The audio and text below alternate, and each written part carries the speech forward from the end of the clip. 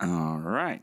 So we have a special guest today, certified genius, hot, sexy lady, and all these things.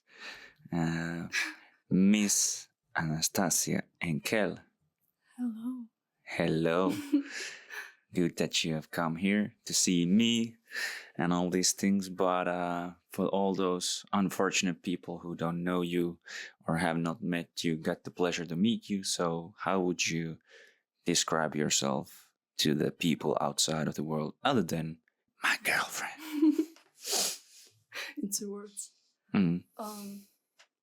Well, I'm a. Of course, that's the first thing that I have to say. That I'm a physicist, or Yes. Bring it a little bit closer, but yes. trying to become at some point. Yes. Maybe in hopefully in 3 years, but maybe more realistically in 4 or 5 years. So I just started my PhD in Germany. Yes. Under the supervision of Professor Stefan Geherein in the condensed matter group. What else? I was born in Russia, moved to Finland when I was 13, lived here for 15 years, and then moved to Germany 3 months ago. Yeah. Yeah. Yeah, that's a short, short story of of my life. Yes. But of course, there's a lot of other things, including there, like doing your genius master thesis in here in Helsinki University and all these things, and got you the scholarship to the Göttingen University. Then, so yeah, I just got an offer from there. For some reason. for some reason. I'm still thinking that I'm tricking the system. Yeah. Well, nicely tricked. But yeah, I think you mentioned that especially because physics, let's say, it's not the easiest topic for a lot of people. They don't have maybe or we have talked about this before, but it at least you say it's not about maybe being smart, but not actually being interested in this topic, and it can be a hard topic for understand to a lot of people. So maybe you can tell me all the people like what draw you into the physics. First of all, I do think that it's not about being smart, but maybe it's about being motivated for doing this, and reasons might be different. Yeah. Okay. Reasons might be different for many people, but for me it's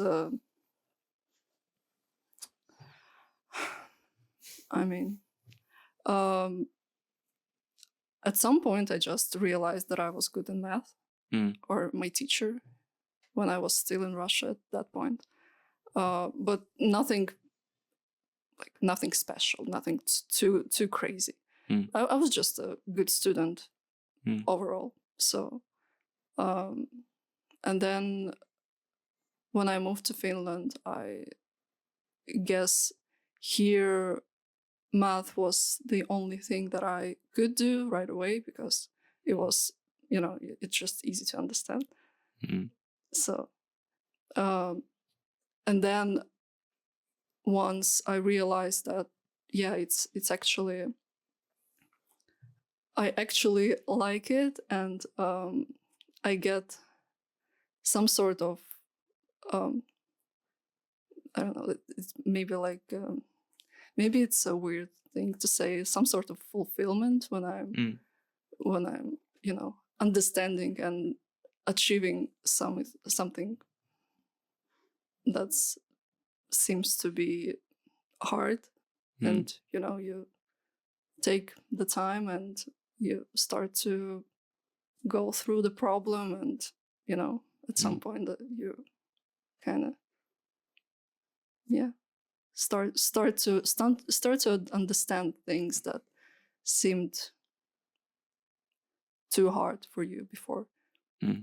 So I think like the reasons, or you're asking about the reasons why? Well, yeah, reasons and all these things. So yeah, the reasons for me, I guess that they are too complicated, because it's a combination of how my life turned out to be.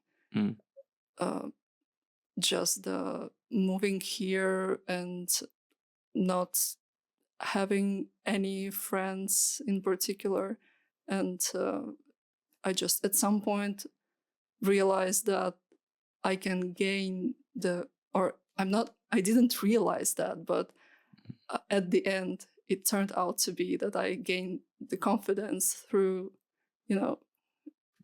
getting through the problems and achieving things that are actually really, really hard to achieve. Yeah, let's be honest. It's it's a really hard field, and I think everyone can do that, but I don't think everyone have a capability to stay. Yeah.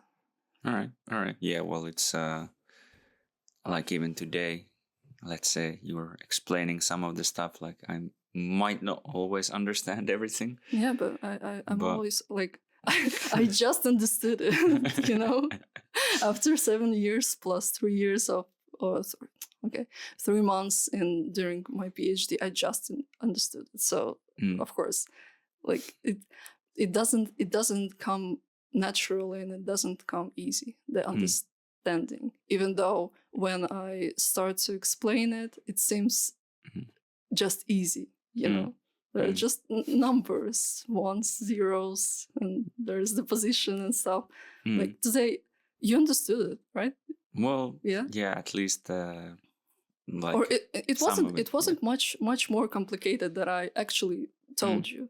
Yeah, but there is just something that have to kind of be put into right places for you to understand the concept, or what it actually means.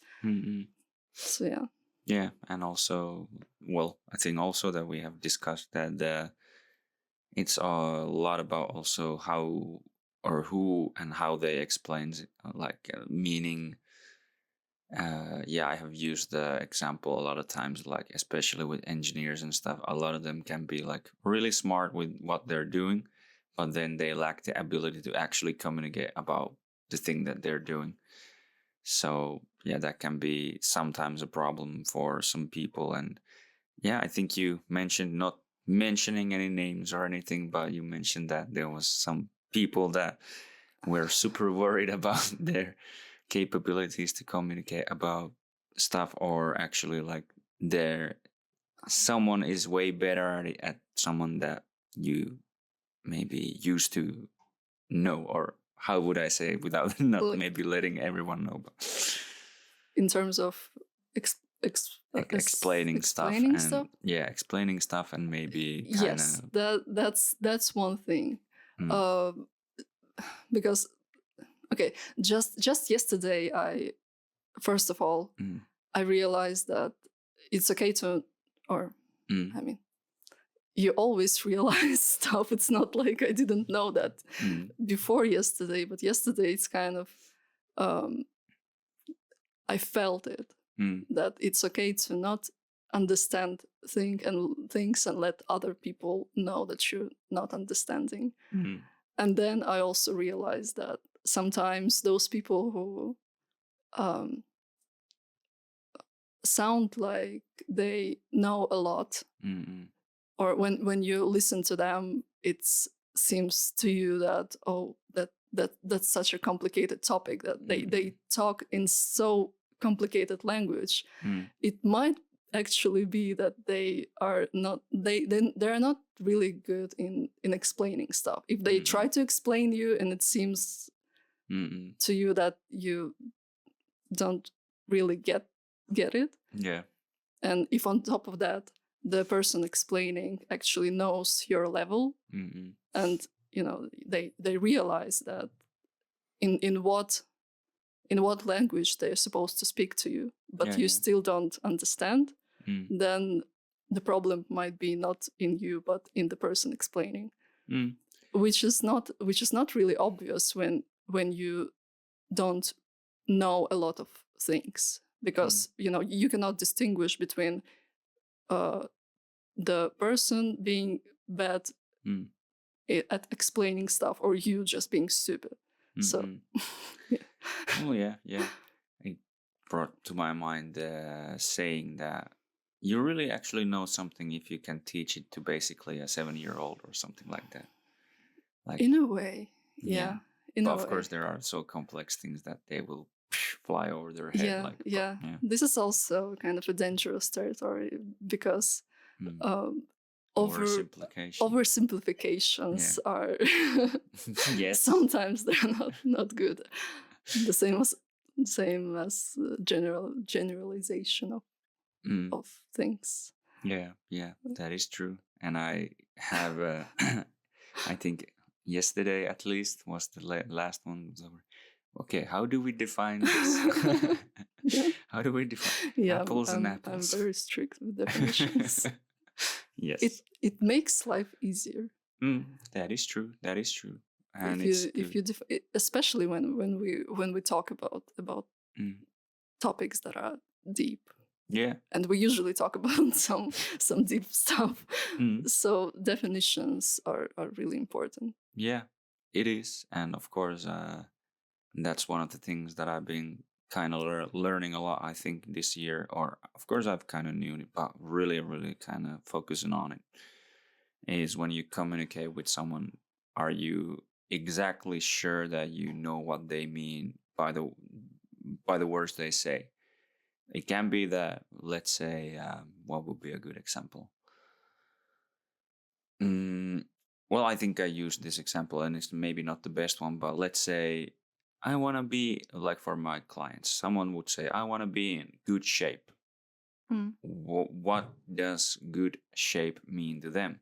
Because if you just think about it quickly, okay, you just have an assumption what they might mean. Yeah. But it means something different to you than it means to them. So it's good to actually well, how would you define it? What do you mean by that? What does it look like? So it's way better to actually be certain that you actually understood the point of the other person. So then they are usually also way more receptive to feedback on the subject if you actually understood and heard them, and not just you make an assumption and just say something and they're like, well, I didn't mean that at all, and then they get defensive and all these things. And yeah, it's a dance in itself. Yeah, and I think it's so kind of, the topics are from starting all over the place, but we talked about it in the conversation about God. You mentioned it. Yes. When we discussed. Because that's maybe the beginning of us discussing the definitions. Because there was a problem for me, and I remember we started to discuss about it. Yeah. We actually discussed it about it on our first date also. Yeah. We can get more back to that later, but one thing that came to mind, because you mentioned it before, that it would be helpful even for you as your PhD student now, to learn from other PhD students and master students, and like when you were younger, to actually hear and learn about their struggles and all these things. And what do you think has been the most demanding struggles regarding your journey in physics, let's say? And yeah, what do you think? How would you advise yourself when you were younger? Mhm. I think that um,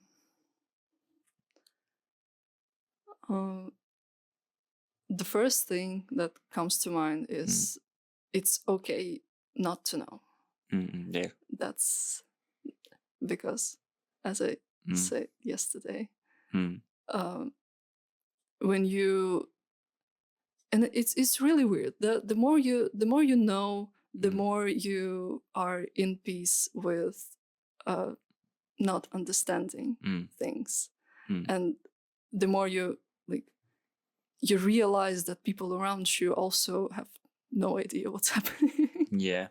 Mostly. Yes. Just by talking with other PhD students and being like, oh, before when I started my master's 3 years ago, I was talking to PhD students and they sound like they know it. And of course they knew more than I did. But at the moment being a PhD student, and yesterday I had to explain the topic of my first project. And I realized that if I don't know how to answer a question, I just say I don't know. It's all right. It's all right. I don't need to know. I just started, and I take it. I think that the thing that I would say to myself, to younger myself starting this journey, is just to accept the struggles and to just take it easy, not to over stress about things, because it's just a waste of energy. Things are going to be hard. If someone is starting their journey in physics, it's hard. It's really hard. It took me so much time to kind of do all the mental exercises to keep myself doing the thing, because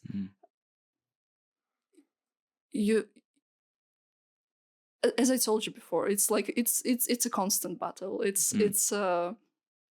you just always trying to learn things that are complicated, and you know that once you realize those things, there are other things that also hit you really hard, and again you don't understand shit, and you start again and again and again, and it's a continuous cycle of encountering problems, spending hours and hours, days, weeks, maybe months with the problems, then finally figuring out something, and then there's another just right away. And they just never end. So it's just a waste of energy to always kind of questioning yourself or questioning your capabilities when you just realize that you don't understand something, or you don't know, or you are not capable of doing or solving problems. Yeah, it's okay. And then also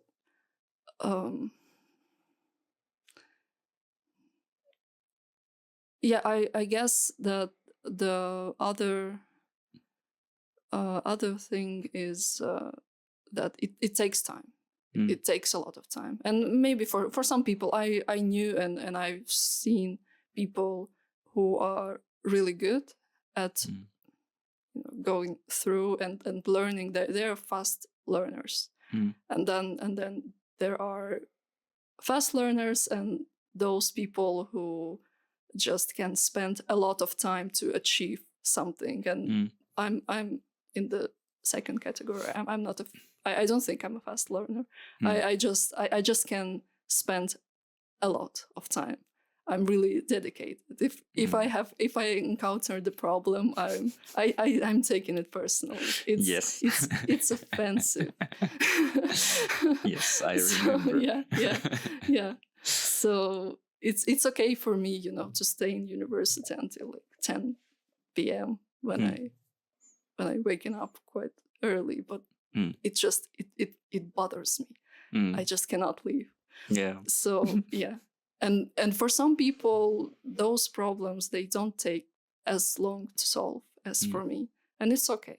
I'm just that kind of person. But it seemed to work. I got my job, and yeah, that's the way I'm going to do that. Just overworking. Well, I think that's the way to do stuff in general. Just because I know a lot of cases, or a lot of examples of people who just outworked the other people, basically. So there is even this saying that hard work beats talent, because usually talent can get lazy. And I even know people, where not personally this one that I have in mind, but even a person that had a reading disability, and basically then by just spending more time with it, they actually learned the things that were in the books and whatever. Yeah. Even for myself, I would say I saw, well, one thing that came to mind, that we had this, it's called the Ready State Mobility WOD, I think. Yes, Movement and Mobility 101 course, let's say. And it's 97 videos long, and some of them are like from 15 minutes to hour or something like that. So it's a quite intensive thing. And a lot of people, I think they did it kind of faster than me, and they actually did it with like, they put the videos on 2 times speed or whatever and went through the things. But I sat down, I made notes, wrote it down, took my time, but I feel like I learned it maybe better than the people who just went really fast through it. Yeah. So that's not a bad thing, actually, to spend a lot of time in that and then knowing it, and then just laughing how you said you took it personally, because I remember, was it last week or 2 weeks ago? I remember that. Yeah, I'm looking at this problem at this whiteboard. I'm like, oh, you're not gonna solve? I'll fucking show you. I'll take it personally. Let's go. Yeah. That's, for some reason. Yeah, I really take it personally, and I get offended by, or I get frustrated. I'm not sure if I get frustrated on myself. Maybe yes. Maybe I just get angry in a way that I cannot solve it, and I'm so angry that I cannot function properly until I'm able to get any sort of solution. Yeah. And then also one thing that just came to my mind, that I would just that is probably the first thing that I would give as an advice to younger me, not to avoid other people. It's impossible to be very, it's a waste of energy to trying to do everything by yourself. That was a big mistake that I did. And at some points it was not intentional, because, as I said, that my life just turned out to be this way, that I didn't have a lot of friends in school in Lukia, in university, when I moved to Helsinki.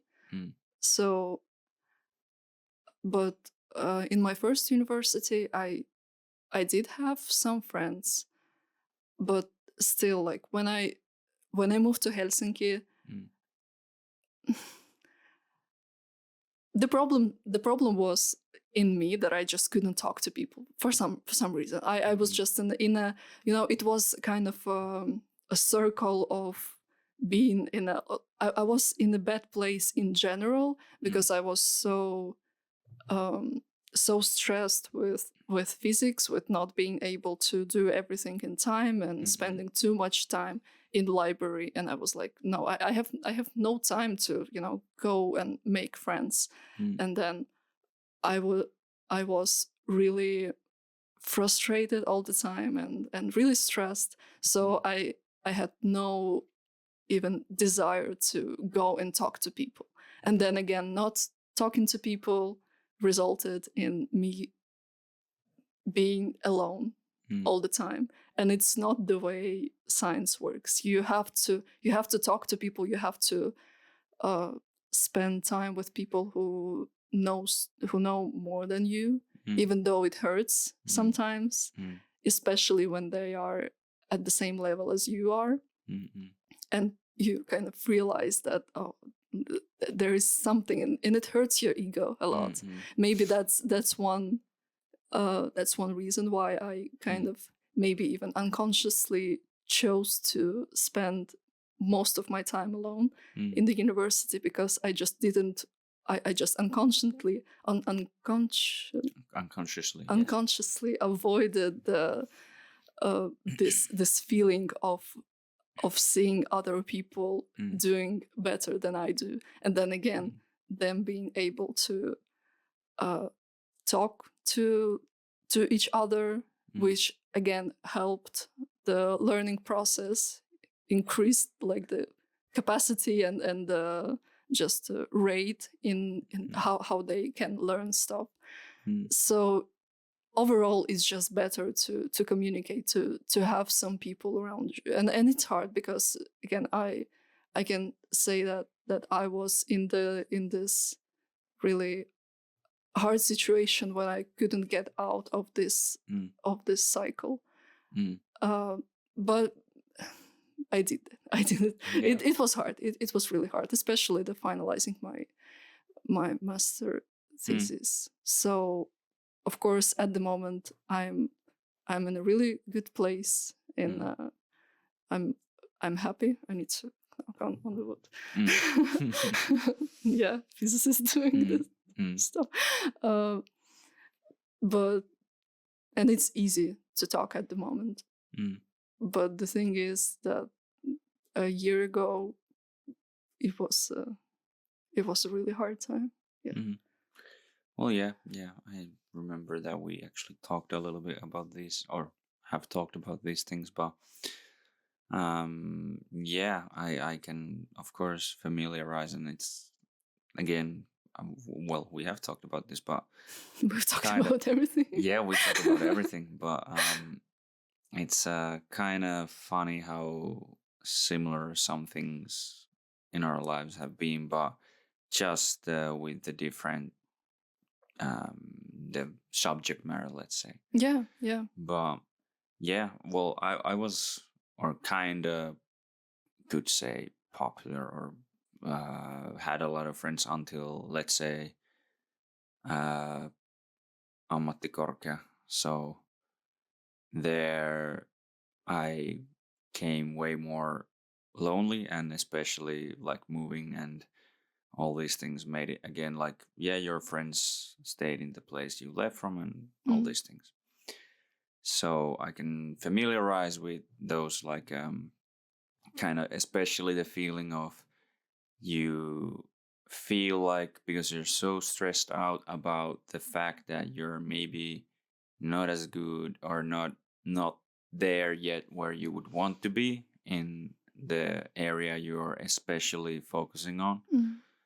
So you feel like you just need to work and do this, do that, and then you're like, I don't even have fucking time for friends or whatever. Yeah. Even though it's a really important thing to actually spend some time with people, because they actually also keep you quite sane. Yeah. So But this is just a kind of a deadly mindset then, that I'm achieving first and then I'm having fun. yeah. And that's, or I mean, for people who are having a healthy kind of healthy mindset in general, they don't do it like that.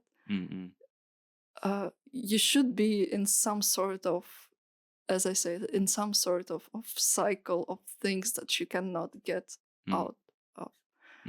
So yeah. And also, like, that's a good, like you said, that you shouldn't stress about the fact that you don't know everything, because no one knows everything. That's just fact.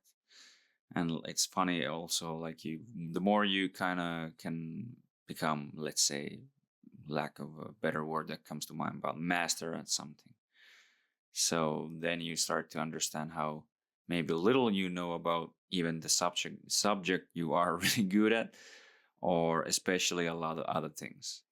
So that gives you a new reference point on what actually knowing about something is. And I can really familiarize with that, especially along, like, with jiu-jitsu, like, thinking about, I felt a lot of times that I don't think that I suck at it, let's say, but I suck at some things or some aspects of that, or I did at least suck a lot in some aspects. And when I really started to learn some skills really well, let's say, whatever, for example, one of the things that I've been working on now is like the guard passing and whatever. So before, I maybe thought that I knew because I could get past, let's say, some people. And then, of course, I always maybe struggled with the really good people. But most people, I was like, yeah, it's good. But then you kind of, after some while, you learn actually, and you understand that, and then you use that reference point to the other parts of that also, and then you're like, oh, I don't know anything about that, and that could be exploited. I don't know anything about that could be exploited. And then you just gradually, of course, start, and you should trust your skills, even though maybe you're not master at everything or every part of the multitude of complexity thing that you're trying to achieve. But I can really familiarize with it. Then stressing out about that, and that letting that affect also the other aspects of your life. So I think that it's not even, or of course it's, you have to trust in your skills, but you have to also trust in your capabilities. Because sometimes you don't, when you start something, you don't have any skills. And you're always a beginner at first. And at the moment, I think that you are not stressing so much, maybe. I guess you're not stressing so much with jiu-jitsu because you are recognized by other people that you're good, or at some level. At some level. Yeah. Not the, like, the maybe top the best, but maybe not the world's best. Yes. So you have some kind of confidence already. So it's okay for you, or you are in the kind of, again, you think about it in a healthy way. All the things that you don't know, you're kind of, I've did that before. I've done it. So at some point I didn't know the things that I know now. So it's okay. But I think that it's a problem of beginners / someone in the middle, and it depends on how high you want to achieve. Yeah. So if you want to go up until the middle point, maybe it's not that harsh to have those reality checks that you suck at things. But yeah, I think that at the moment, once I got my position, that was probably the reason why I calmed down. I relaxed finally. Yeah. So yeah, I think that once you really achieve something, and you realize that, okay, I'm capable in achieving things. Yeah. And I have some skills. Now I only have to rely on my skills and learn new things, and it's okay that I don't know. Yeah, that is true. And I also think, at least for me, I'm not sure about you actually, but because this is also again why you shouldn't always, let's say,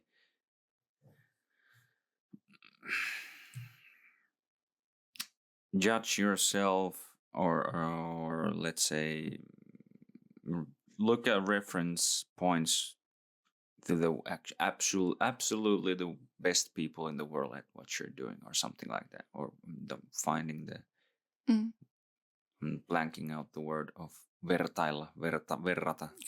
Compare, yes. Finglish.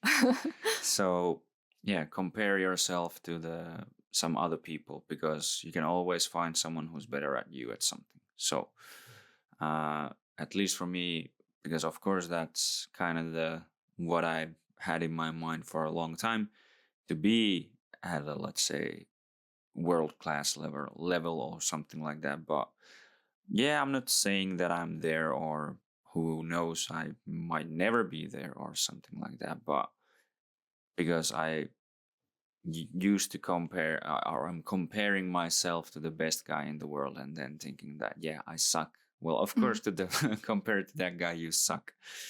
But yeah, it's healthier to kind of actually look at what you have learned and how much better you have maybe gotten at something when you look at different time references, let's say 6 months, year, whatever, few years, 3 years, 5 years.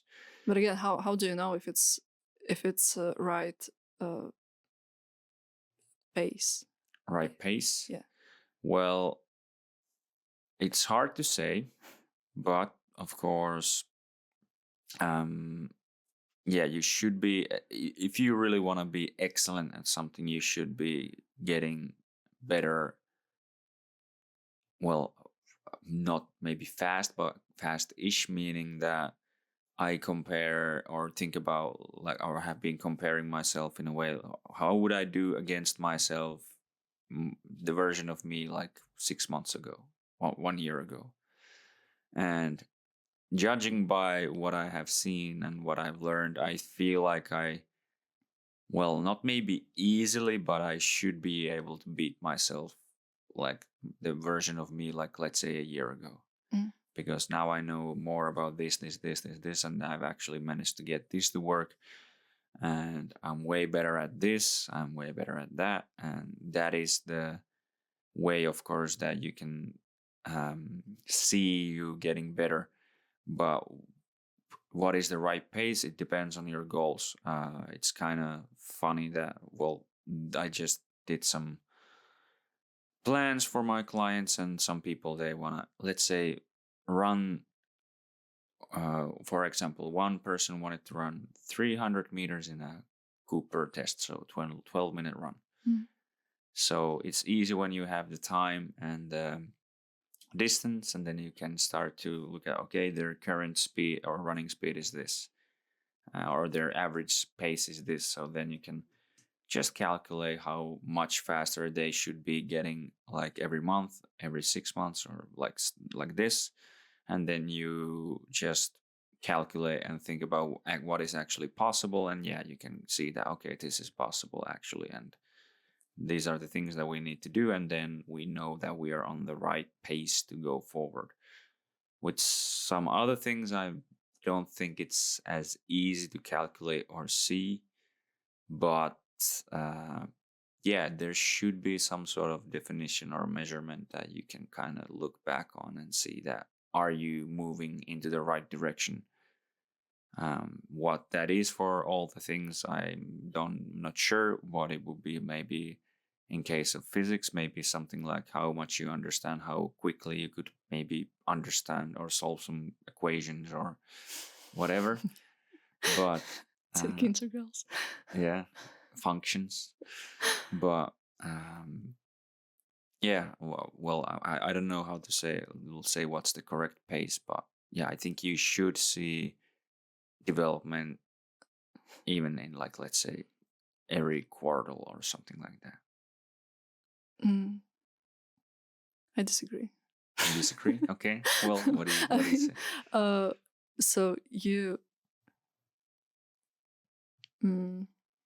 say that you should not compare yourself to others, or well, yeah. Well, of course you kind of you should and you shouldn't, because let's say, okay, for example, in my case, so I know that is the level that's, let's say that's the level of the best of the world, and if you want to achieve that, you should kind of try to catch up or kind of work towards that. But you shouldn't. You have some life expectancy. Yes. And but you shouldn't crush yourself under the pressure that you're not there yet, let's say.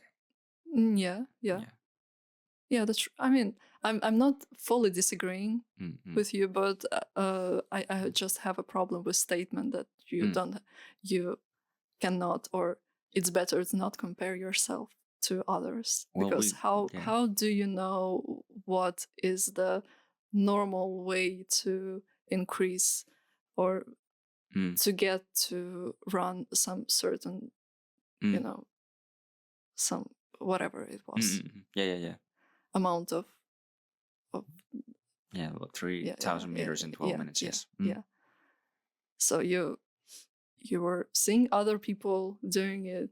Maybe you've done it yourself, and you are taking average or have some type of opinion in mind how it's usually went. So of course you have to compare to someone, because you have to have some kind of reference point.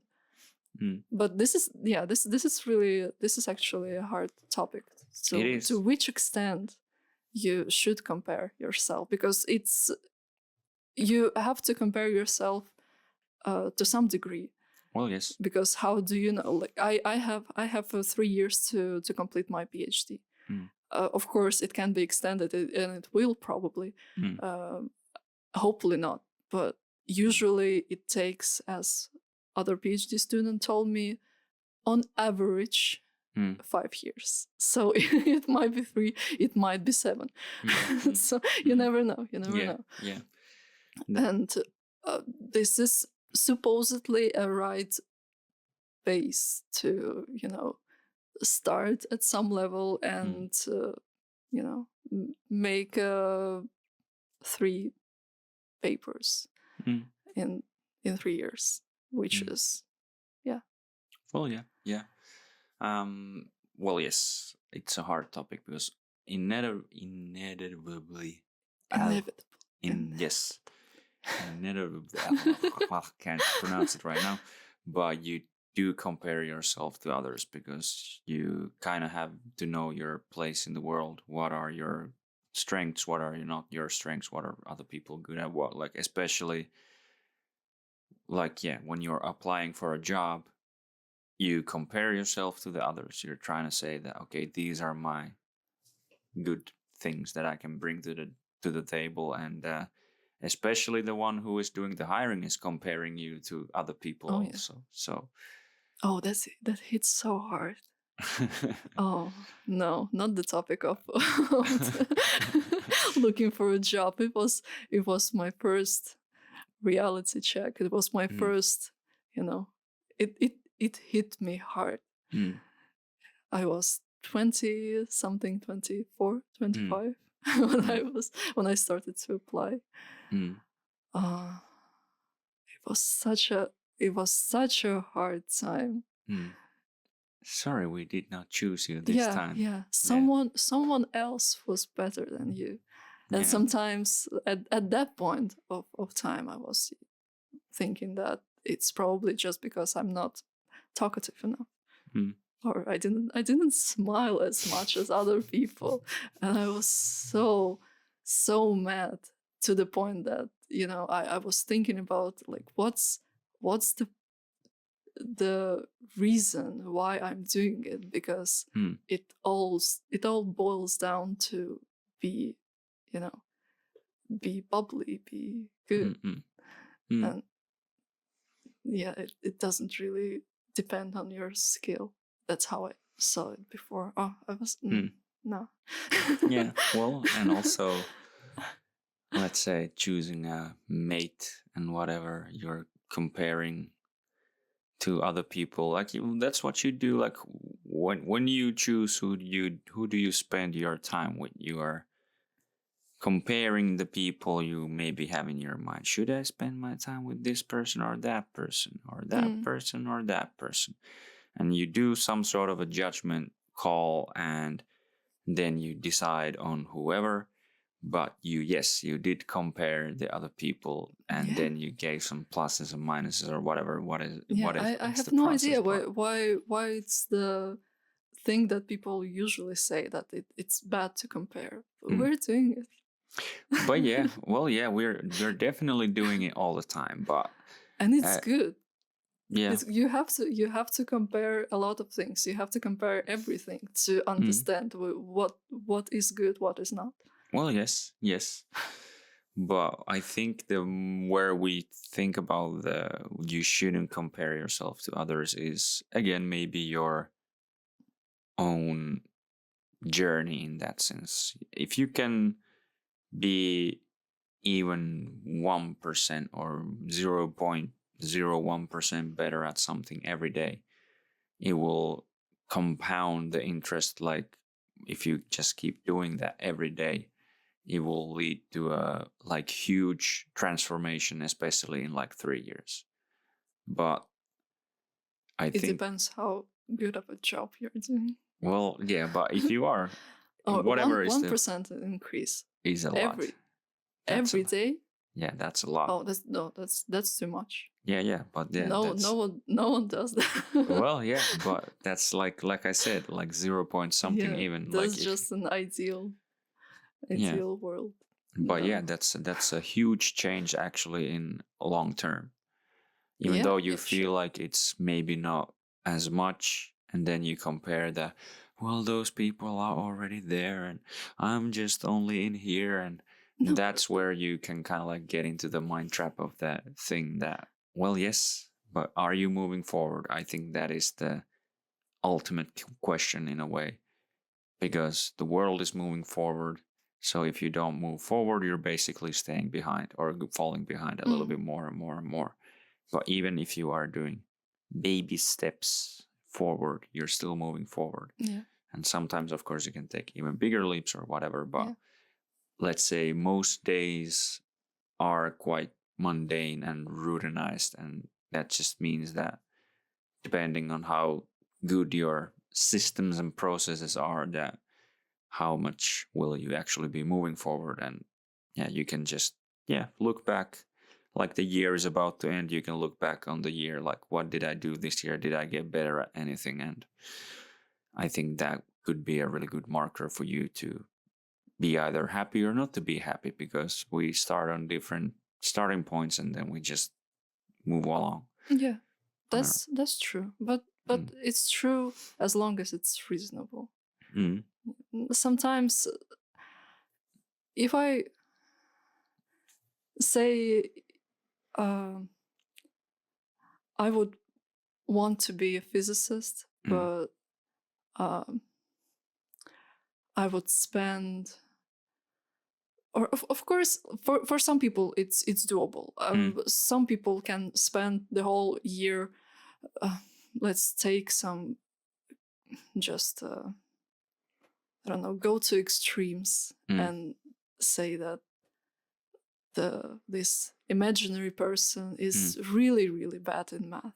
Just, to the point that it's just it's not reasonable. Sometimes it happens. Sometimes, like, some people are into history or something. Shout out to my friend. Oh, yeah. No.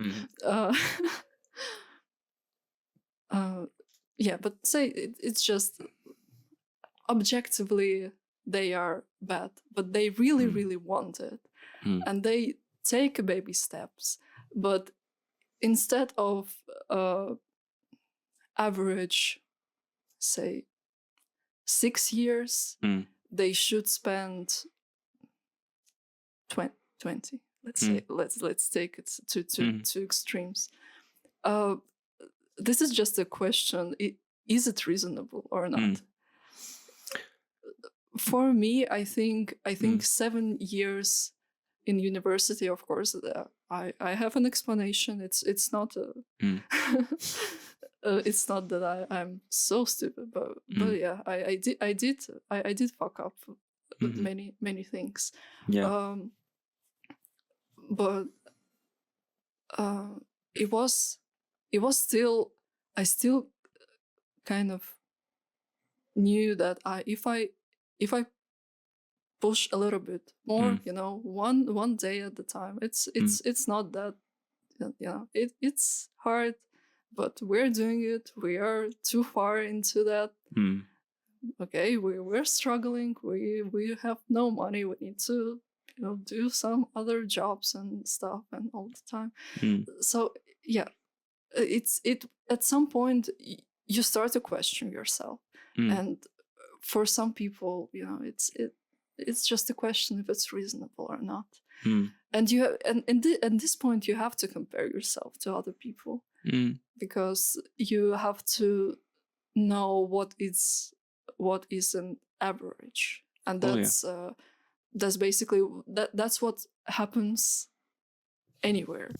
That's why we have grades in school. We're comparing. Yeah. And yeah. Well, I would think that's actually a good point, that you should, maybe if you are comparing, you should compare to the average, not to the extremes, because that's easy to feel like shit if you are like, well, I can't remember the exact age, but like, yeah, Mozart was doing music and making fucking symphonies when he was like 16, and I haven't done even one. Or Einstein did this and he was a fucking genius at this point, and I haven't done shit. They didn't have TikTok. Yeah, well, yeah, they didn't have TikTok. And or yeah, this guy was world champion at the age 24, and there's like, if you always look for the extremes, like, you're gonna definitely feel like shit. But yeah, you should look or compare, if you are gonna compare, to the average way more than to the extremes. And also maybe the question of pace also is about deadlines, basically.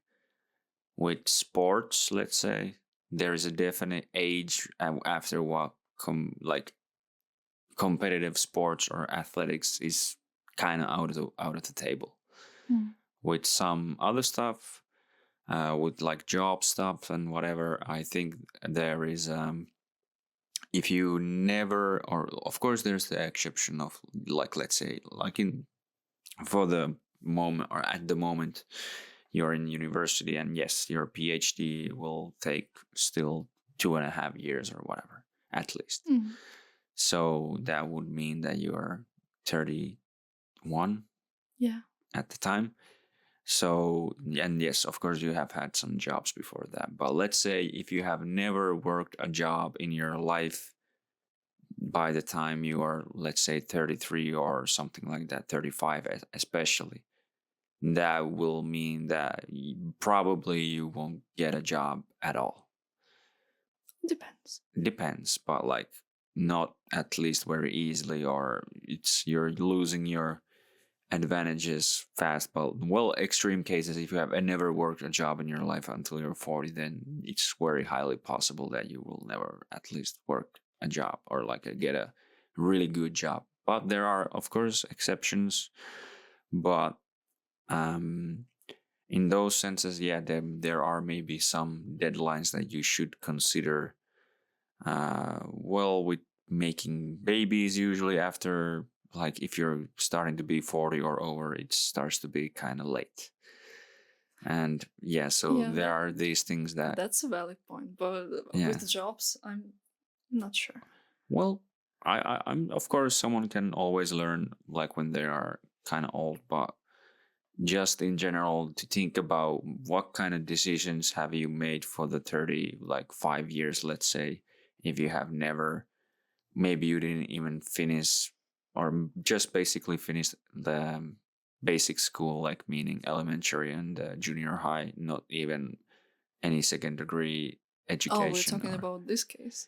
Then yeah, of course. Yeah. So yeah, you never even basically finished school or nothing. Like, so yeah, it's very highly likely that you will not get or maybe you can get a job as a cleaner or something, but. No, it's just I was thinking actually about, there might be some people that, for example, go through the education and start but because that's what I said. University in the wrong field and not complete it fully, go to another field, and it just takes a lot of time. It might take 10 years. Yes, from 20 to 30. So yeah. Yes, so that's what I said. That's the exception in a way, that you are still. But no getting one is your going to education sponsor 10 years of your education. That's the thing. Well, so the Finnish government will. No. Kind of will, but no. No. Like, why? Why didn't I know about that? Because they stopped to pay me after 5 years. Well, yeah. Oh, yeah, and there is now that you can only get it for 1 degree or something like that. Yeah, okay. Actually, you're right. But it seems like we're just, sure, fucking whatever, learn. But yeah, that's true. But yeah.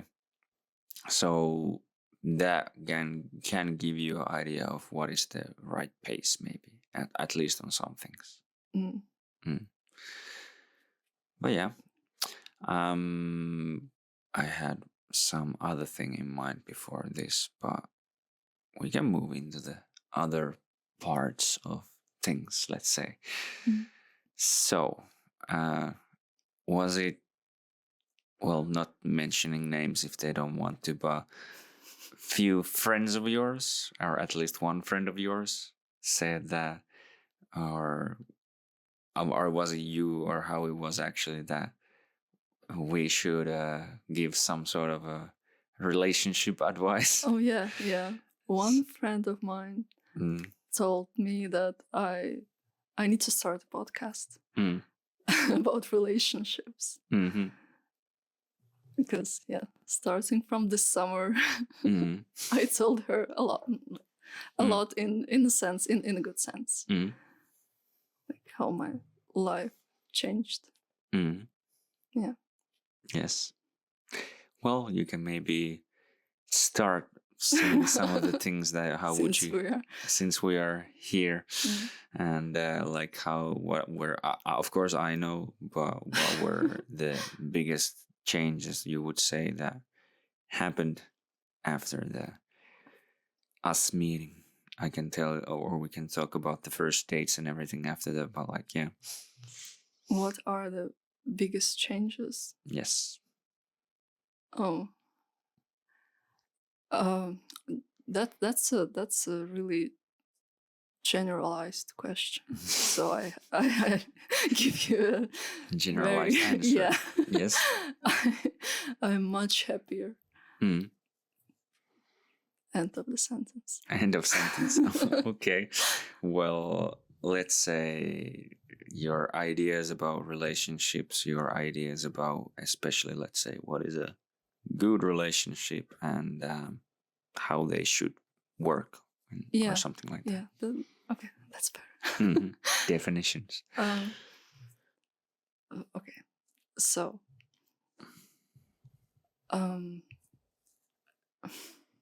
This is hard not to start mentioning names or names, but not just starting to talk about exes because you have to compare, right? But I think that this relationship taught me, first of all, how can I say that?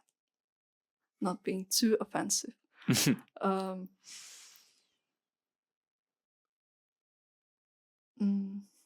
First of all, that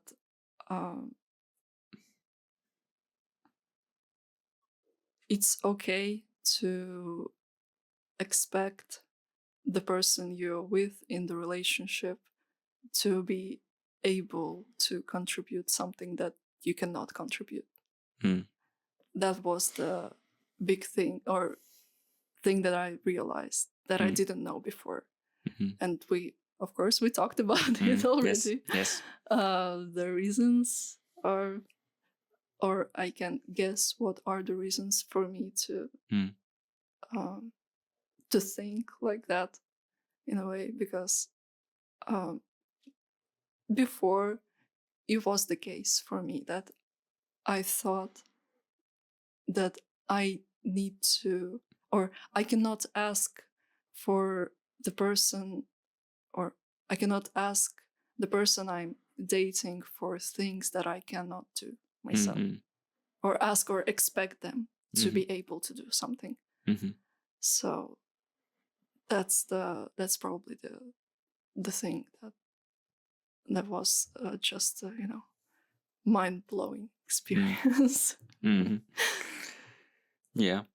Well, I think it can lead also, or there's a lot of things, and yeah, we don't have to maybe talk all about them, but one thing that comes to mind when I have actually thought about it, I remember even when I was younger, and I think it also ties to things that are kind of going on at the moment about all this talk about equality and all these things. Yeah.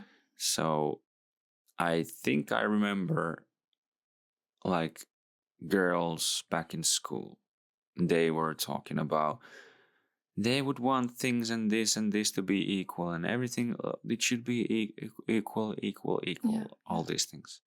But then again, I remember even myself saying that, well, if you actually say that this and this should be equal, that means that you should be able to do this also, and that should be, and we should be able to do this, and like the guys and girls, Yeah. and I think that can also affect the minds of the developing young people, of course. Even these discussions that you think that this should be the case, and you are maybe demanding this sort of equality, and then actually the other person saying that, well, that's not equal, that's just double, that sounds like a double standard basically, and that the true equality in that sense, if you actually mean that everything is kind of 50-50, then it would mean that you need to do this also. And then they were like, okay, well, I'm seeing that maybe they don't actually want it to be that way. Yeah, but that's actually, I think that's the problem, or for current, or I don't know when it started to be this thing about the equality between sexes. But I can say that it's affected me. That was my view of the world, how it should, like, I thought that it should be like that, because it's we have equal rights, so we have apparently equal responsibilities also, which is really, really hard to actually maintain, because it turned out to be, if we take this kind of approach to relationships, it basically means that you are okay with dating any of your friends, or you're okay dating those people who are supposed to stay just friends with you, because there is I don't think that people who fall into this trap of thinking that it's supposed to be like the responsibilities and the expectations supposed to be equal. I don't think those people actually think through what they want from the relationship, or what's the reason they let another person in their life. Because if that's the case, if you let in your life or you emerge even the other person who is exactly the same as you, or who cannot contribute nothing new to your life, and you can do basically everything that they can do, what's the meaning of that? There is no pluses. There are potentially a lot of minuses, but nothing new. If you can do everything, why do you need another person to do it? That is true. And I think I have also maybe fallen into that sort of thinking in the past, thinking like the first relationships that I had, even though I kind of still even then maybe had the idea that the man should be able to do, or let's say at least provide or something like that more. But I fall into that sort of thinking maybe way too much, and I can see why it led to a lot of problems. So it's it's because there definitely is, even though some fucking vitu hihulits, fucking hippies and commies and whatever, think about that there is no differences between the sexes. There definitely is differences between the sexes, even though of course there are more differences between women and women and men than kind of like women and men. But there are biological differences, like there are way more, because even both inside the genders there's a normal distribution of personalities and whatever, so you could basically say that there's way more differences inside the groups than between the groups. But there definitely is like a lot of biological differences. Like one of the biggest and easiest to notice, and which is crazy that it's happening like in sports at the moment and everything, that the men are competing against women and whatever, but because men, by the time or latest when puberty hits, men will get more, or like upper body strength, strength in general, because the bone density will rise and they will just testosterone will start to pump like really well, and that's just like the strength differences. Can't remember exactly, but it starts to be around like that. The average male is 2/3 stronger than the average female, if I remember right. So sounds legit. So even that will definitely affect the dynamic of the relationship. Like one of the biggest things that I think a man should be able to do is to protect the person they're with. And let's say, especially when you have like maybe even children and whatever, to actually be able to protect and provide for all of them. So it would be totally absurd for me or any man, let's say, well, I don't think we would be together if there would be, let's say, we would go out some night and then some guy would come and start to harass us and want to fight us, and I would just push you and like, yeah, we're equal, baby. Just take this one. I'll take the next one. No, it's just like, okay. It's a really comical way of putting it. Yeah. Yeah. Yeah. So it's totally absurd to think that everything is actually equal. Of course, you should have equal respect for each other and all these things, that treat each other like equal partners. Yeah. But everything is not equal, and it never will be, I think. Yeah. And we should recognize it and make it benefit us, because it's a good thing that we don't have only women and only men. We have both. Yes. And they have their own strengths, and they even complement each other. Yes. So yeah. Yes. And well, talking about that, and then well, what is the what do you think is the basis of a healthy relationship, especially between not just friends, but just companions, mates, partners? Yes.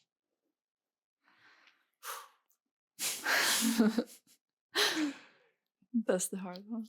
Well, that's a hard one, but yeah, I can start by saying at least one thing, and well, that is, I would say, basis of any relationship, but just honesty, definitely. Yeah. Being truthful to each other. But is there anything else that comes to mind? I think good relationship is built in some sort of phases.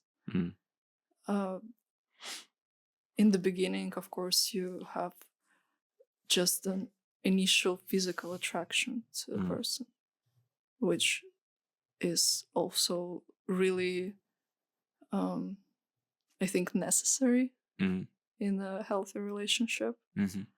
But then once you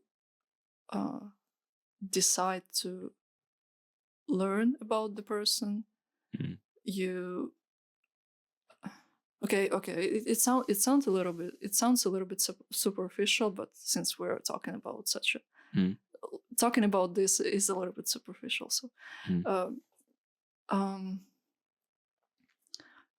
once you start to learn about the person, the base should be that you need to understand why do you need the relationship. What do you want? Oh yeah, sure. That is probably the right way to put it. Why do you need the relationship, and if the person actually contributes in a way that you want them to contribute into. And would it be like what I'm looking for what I'm looking for a relationship? Yeah. Yes. Yeah. And of course, you don't take your notes and start tick out the first you can do if you want, but I think in general, or we can dig a little bit deeper into that. A basis of healthy relationship is being okay first. That if you are okay and the other person is also good. Yes. Not in the some mental, not struggling mentally. Yeah. Which happens to people. It's all right, but the basis for healthy relationship is probably being in the right healthy mindset to begin with. Yeah. And then when you are okay, you can invite another person into your life and build something together, to emerge someone, to see where your path is going to overlap, and see if it's going to work or not. And of course, a healthy person with a healthy mindset, it just comes, everything comes naturally. You want to be honest, you don't want any extra bullshit in your life. So just as you said, honesty, but honesty comes from not wanting to overcomplicate things. You want it to be simple and clear. Yeah. So I think the basis for a healthy relationship is being healthy yourself. Yeah, that's true. Because I think, or even when I maybe think about back on my own life, when I was not as well, because we, like you said, we all have our struggles and everything, and maybe especially for myself, because of the nice childhood traumas and everything, there were times that I was struggling more than the average person, or I don't know, but let's just assume that for the time being. So I was wondering at one point, why do I attract these types of people in my life? And it was because I wasn't in a best place myself. So, like you said, you need to be in a really good place yourself, and like good mental place, that you can actually attract the type of person in your life that you would actually want to have in your life. So, of course, I don't think it should be that way, but of course, I think sometimes it can be that you find a good person in your life and that person will have a good effect on you, and then you can get better mentally. But I don't think it should be the basis of it, or you shouldn't expect the other person to heal you, or wait for someone else to do it for you, if possible. So that is true. That, well, there is they talk about the law of attraction, which is, I'm not sure if you know. No. That's the thing that when you think, or if you manifest and think about something, it can happen, which is kind of true, but it's not exactly like that. That even there was this goddamn documentary about The Secret, which was about the law of attraction. That I just started to think and vision seeing myself getting like money in the mail, and it just started happening. It's not exactly like that. Of course, you still need to do the work and whatever, but it still has a point of, you can attract certain type of people or certain type of things in your life, knowingly or not knowingly, because the state you're in yourself. And that's maybe why it might seem sometimes that things come easy for some people, because they just are in a good place. They attract other type of people who are in a good place, and then they just create something together, and it seems easy and effortless, but it isn't. But it's just being good can have a nice compounding effect to you and people around you. And the same thing can be like, if you're really negative, that you will do that also for the people around you. So it's been kind of exciting also to see myself, that how some things have changed in my life, and even, let's say, in my family and everything, once I got into a better place. So yeah. But to move forward on that on the same topic, but yes, again, we have talked about this, but why do you think that we kind of also, those are the things that still affect it and were kind of, let's say, the basis of it somehow. But why do you think our relationship works so well? I think we are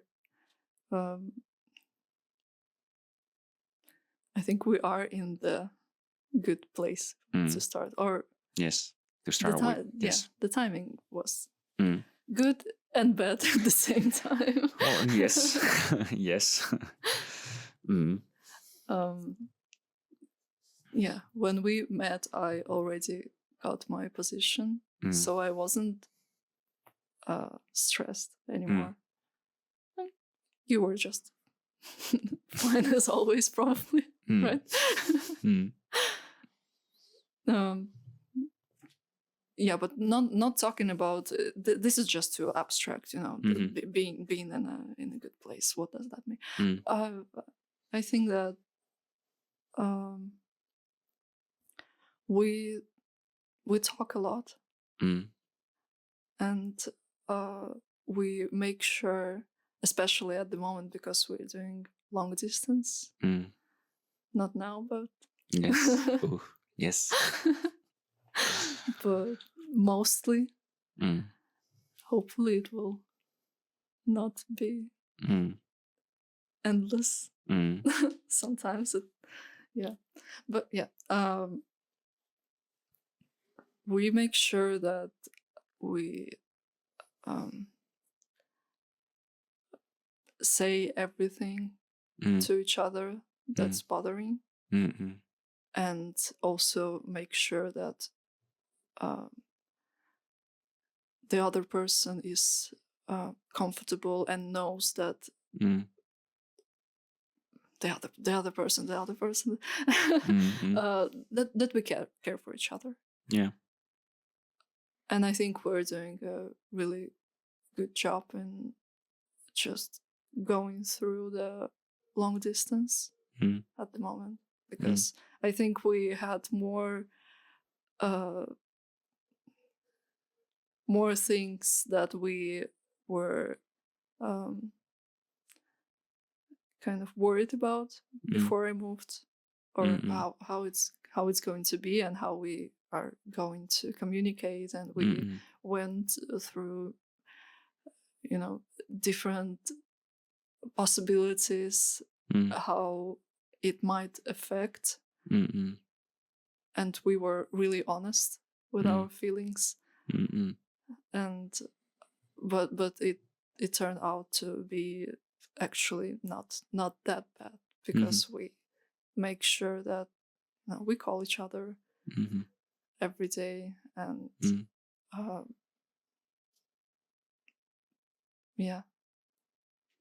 and try to just be as involved as in other person's life as we can, and go through the day, what happened, and and make sure that we tell each other that we we don't say it out loud, but it's clear that we care for each other and appreciate. Well, I think we actually do also say it out loud. Not in this way, but yes, of course. Yeah. Well, I think in general, communication, very good communication.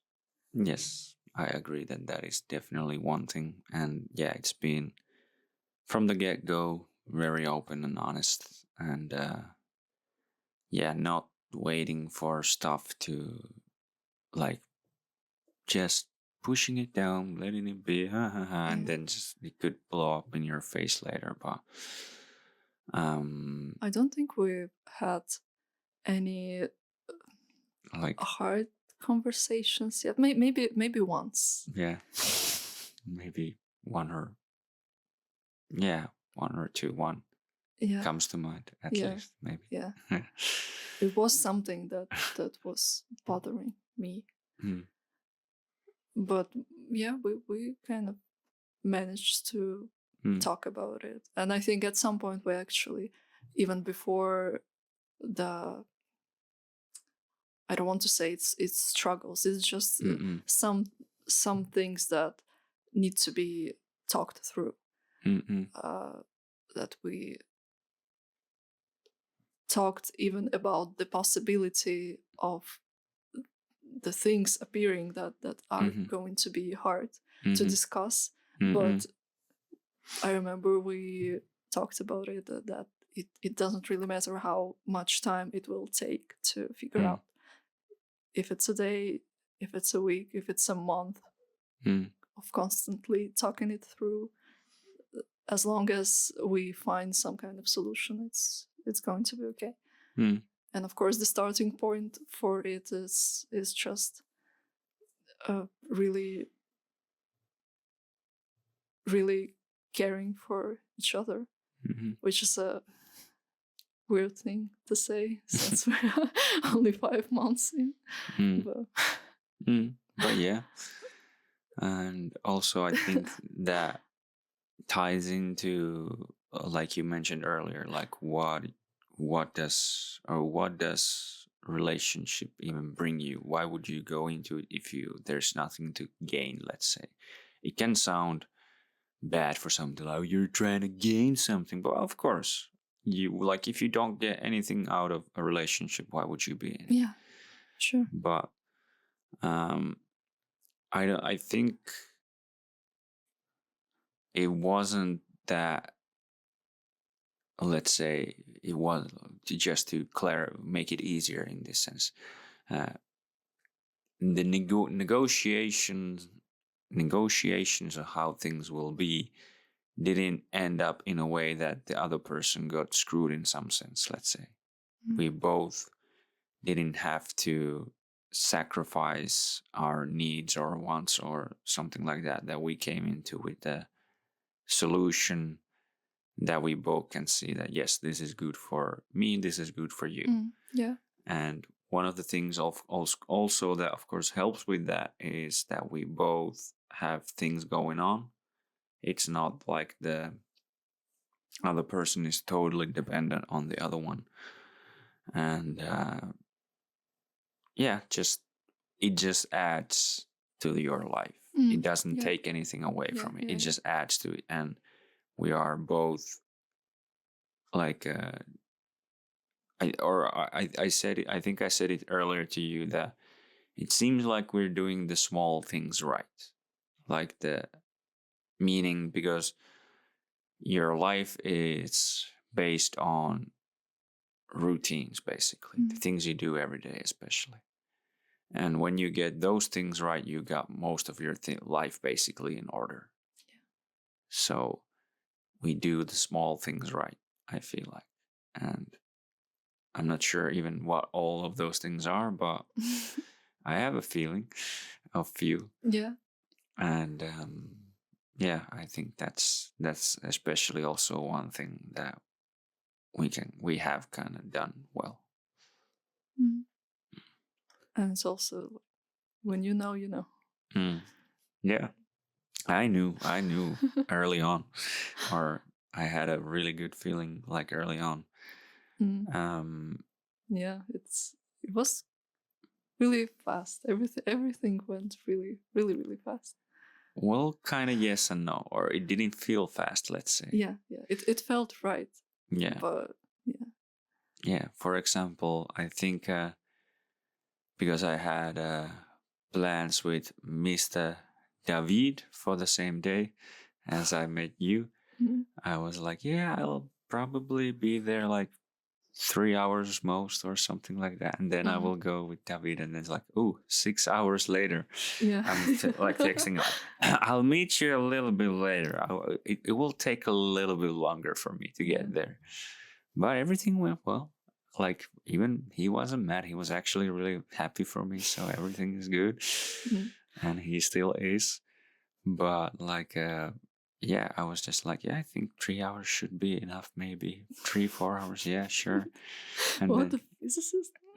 No, not regarding that, but just in general, I think most dates don't last especially first dates don't last like 6 hours, or was it even longer? I don't know.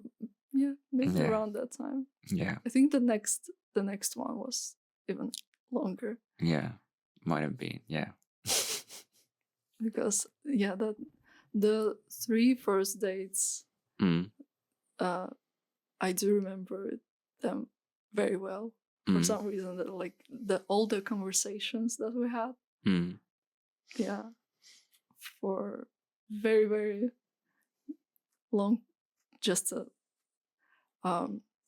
it felt like when we started to talk, the time was just non-existent. Yeah. At the moment, I remember like going back home and looking at the clock, like, and I didn't believe that it was the right time. Yeah. Yes, and time just, you didn't think about it. It was just effortless in a way. Yeah. And I even the first day, especially after a while, I got a really good feeling. It's like, ooh, yeah, this lady is special. And there were multiple, like few moments, especially that I was like, okay, yes, this is nice. This is very nice. What kind? Well, it's funny to say almost, but because I have heard a few other ladies in the past, let's say. It's funny that it's maybe because it's about a person, let's say. Especially when you mentioned that, I was listening to Joe Rogan and it was good. I was like, okay. And what did she? I think first, like, I have heard him talking, like, oh, what you think about that? Because I've had some ladies who were like, yeah, he's this weird bigot and everything. Is like, okay, so I know we're gonna disagree on a lot of things. So, but when you said that, like, I think he has some good stuff and good stuff. Like, okay, yes, yes, we're not gonna argue about that, and that also maybe gave me at least some idea of what you value and everything. So I was like, okay, yes, this sounds good.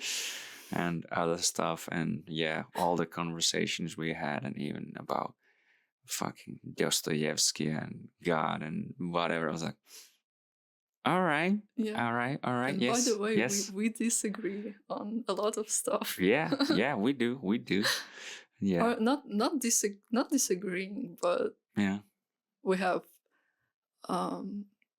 different opinions. Or having different opinions is the definition of disagreeing. Yes. Disagreeing is just sound a little bit too harsh for the conversations that we're having. But it's yes, we can have differing opinions and stuff, but I think also that some of, if you would call them main values or something like that, I think we are really aligned on those, and we don't have to fight and argue about those sorts of things. Because I have had like some clients in the past, especially, that I can hear them talk about some stuff and I'm like, all right, we see things very, very differently. And I could never see myself maybe being in a relationship like that. Or of course it could be that after some gruesome disagreements and fighting and whatever, you could possibly see things kind of more similar. About I don't think that's the way to do it, or anyway, but of course, like there's supposed to be some kind of middle or common ground. That you can. That also just a little bit off topic, but I heard nicely Robert F. Kennedy Jr. say that we don't, at the moment in our society, we don't have like a common ground or common story, let's say. That the stories is kind of polar opposites, and we're like being torn apart, but we can't unite if there is no like uniting story that we're trying to tell and believe in, let's say. So it's kind of the same in that sense, that we both agree and see the, whatever you want to call it, but some common thing that we're kind of trying to achieve. Yeah. Yeah. I think we just having different starting point, or the conclusions are the same, but yeah, the starting point are different. Mm-mm. But yeah. So, because yes, we needed to, of course, talk about advice in a way also. Like they said, you should start a podcast about relationship advice. So what would be your advice to the young souls searching for love? So what do you need to do to actually find the love of your life? Fix yourself first. Yeah, Yeah. agree. But of course, this is just saying that doesn't really help, and that's the whole point. Because those people who are more or less happy, or doing, or they are comfortable with their lives at the moment. I'm considering myself one of those people. Of course, it's easy for me to say this kind of things, but those people who are struggling, they know that they are struggling, and there is, and at the moment when you struggle, it seems like there is no solution to it. Yeah. So just and you're the only one who's struggling. Yeah. Oh yeah. Oh yeah. Yeah, that's another thing. Yeah, it seems like those people who are fine, they just never struggle, or they have never struggled before to become fine.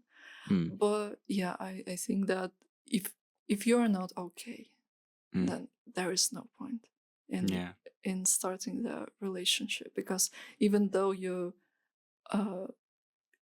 can glue yourself to the best person ever, but you're going to interpret, or you're going to see the things in different light, in unhealthy way, which just would be basically like you're going to see the reflection of yourself, or yeah, the person who's not okay, they cannot reasonably analyze everything around them. So yeah, dealing with another person also on top of yourself, it's hard. So better to just fix yourself first, whatever it means. I have no idea. That's why it's hard. No one knows how to do that. And if someone claims that they know, I don't know, a little bit skeptical. Yeah, that also reminded me of another kind of a funny thing, that I agree that the person who's not feeling okay, they will kind of see the world very differently. And maybe, I'm not saying totally, but I could see that there's some things that this specific person that I have in mind at the moment would have some problems in their life.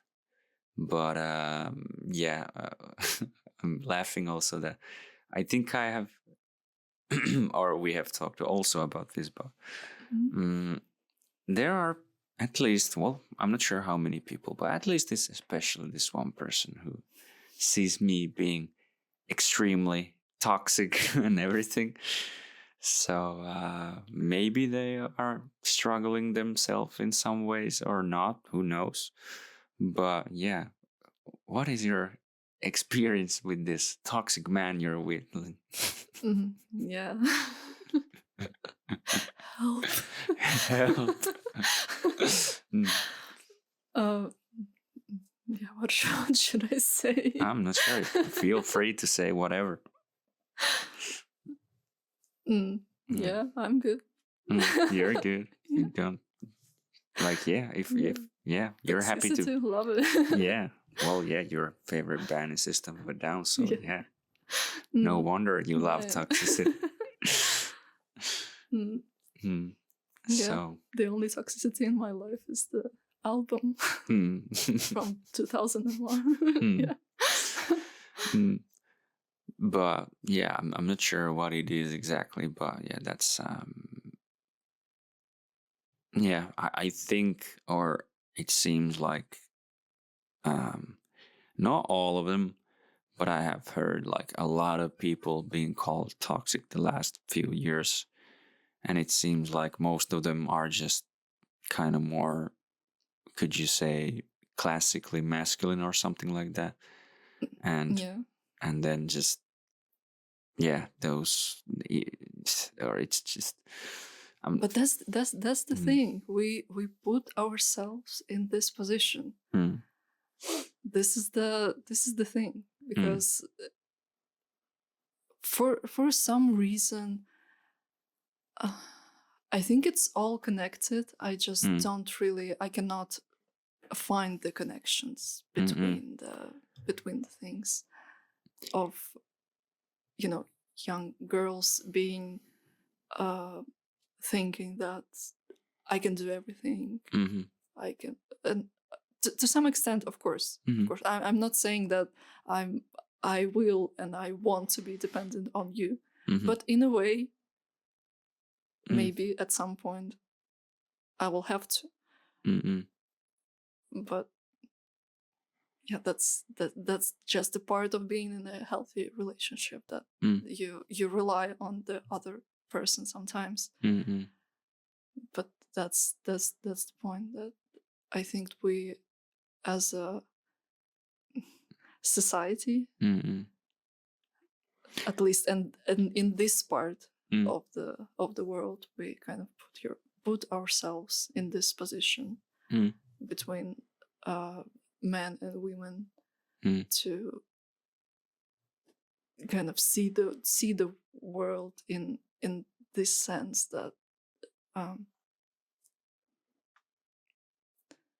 somehow, yeah, as I said, I don't really know how to connect those dots, but they are for sure somehow connected, that just the normal masculine features are regarded as toxic.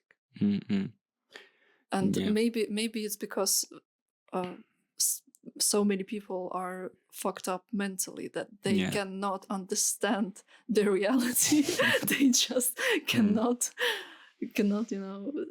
just see how, or hear the actual thing, or they all the information go through the barrier, and they do not understand the whole perspective.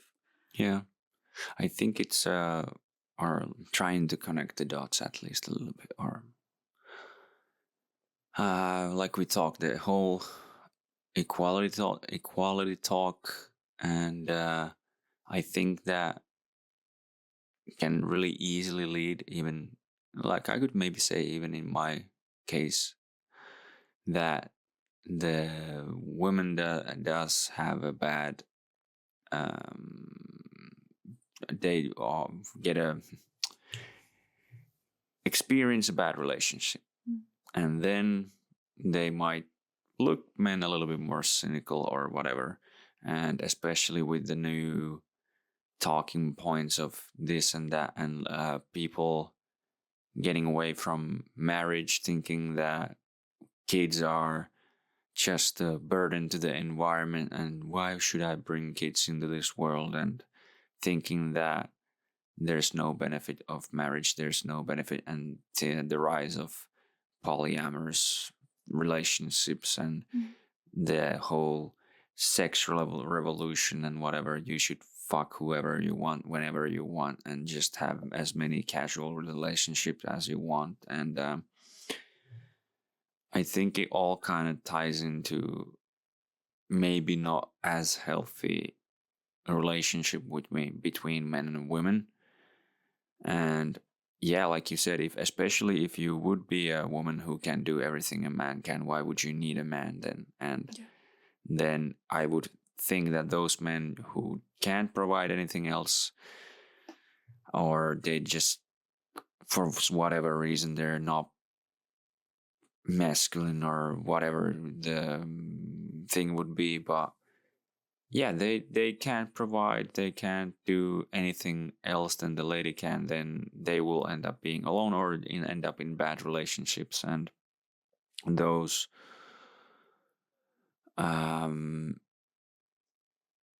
like yeah, you the viewpoints of women become so different from what, or seeing, yeah, because men also might seem that marriage is only bad and that's only way for or that's only thing that can happen, that the lady takes your half of your shit basically. And that's the only thing that it's for, and or something along those lines, and then thinking kids are bad, then thinking this. I think that will start to guide your viewpoint of life in a totally different direction.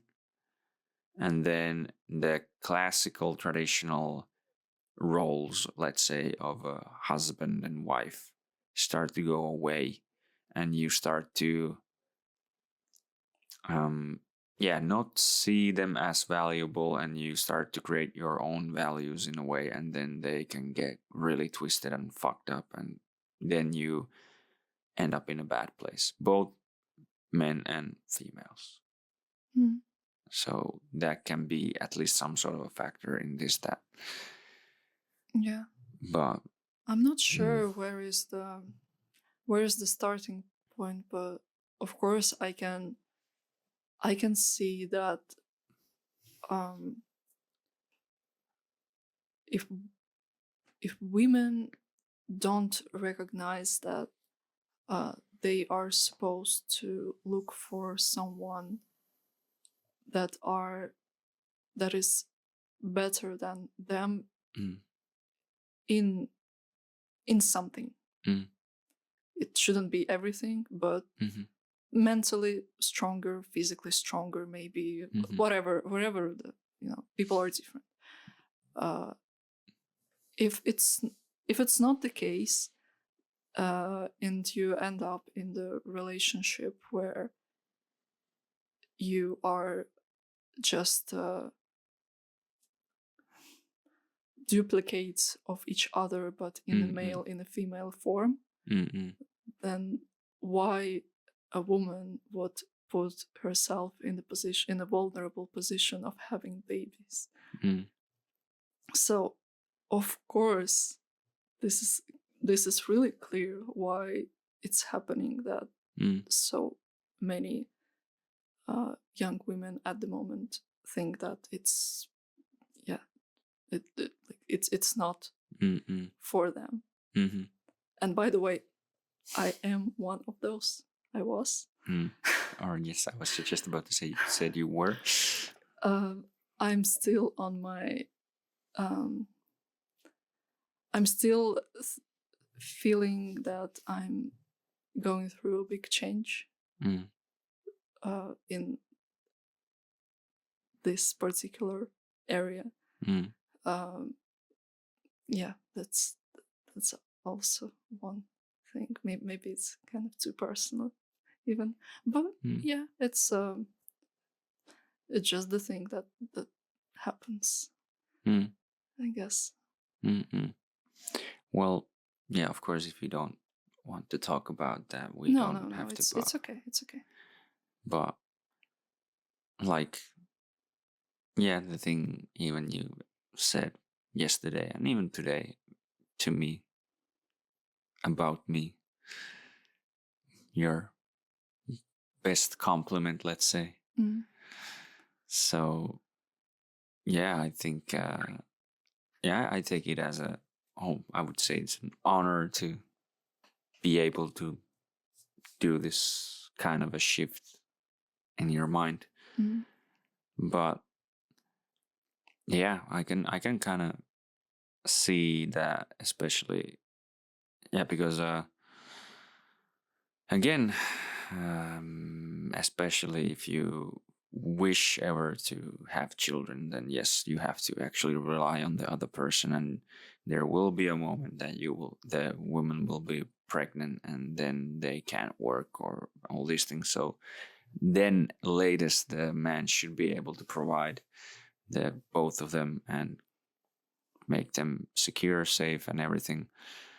So yeah, it's not just some fucking thing that you think that man only provides and blah blah blah blah blah blah. But yeah, if you actually are thinking about having children, then yes, you should.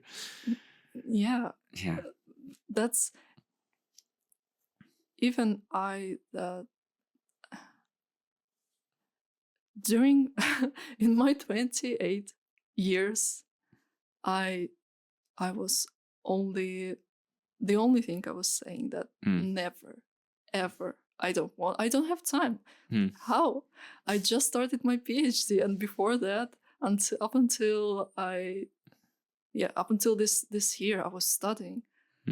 How? I never had a desire for that ever, because of course, where should I get the desire of having or the potential of caring for another human being if I'm not secure at the moment?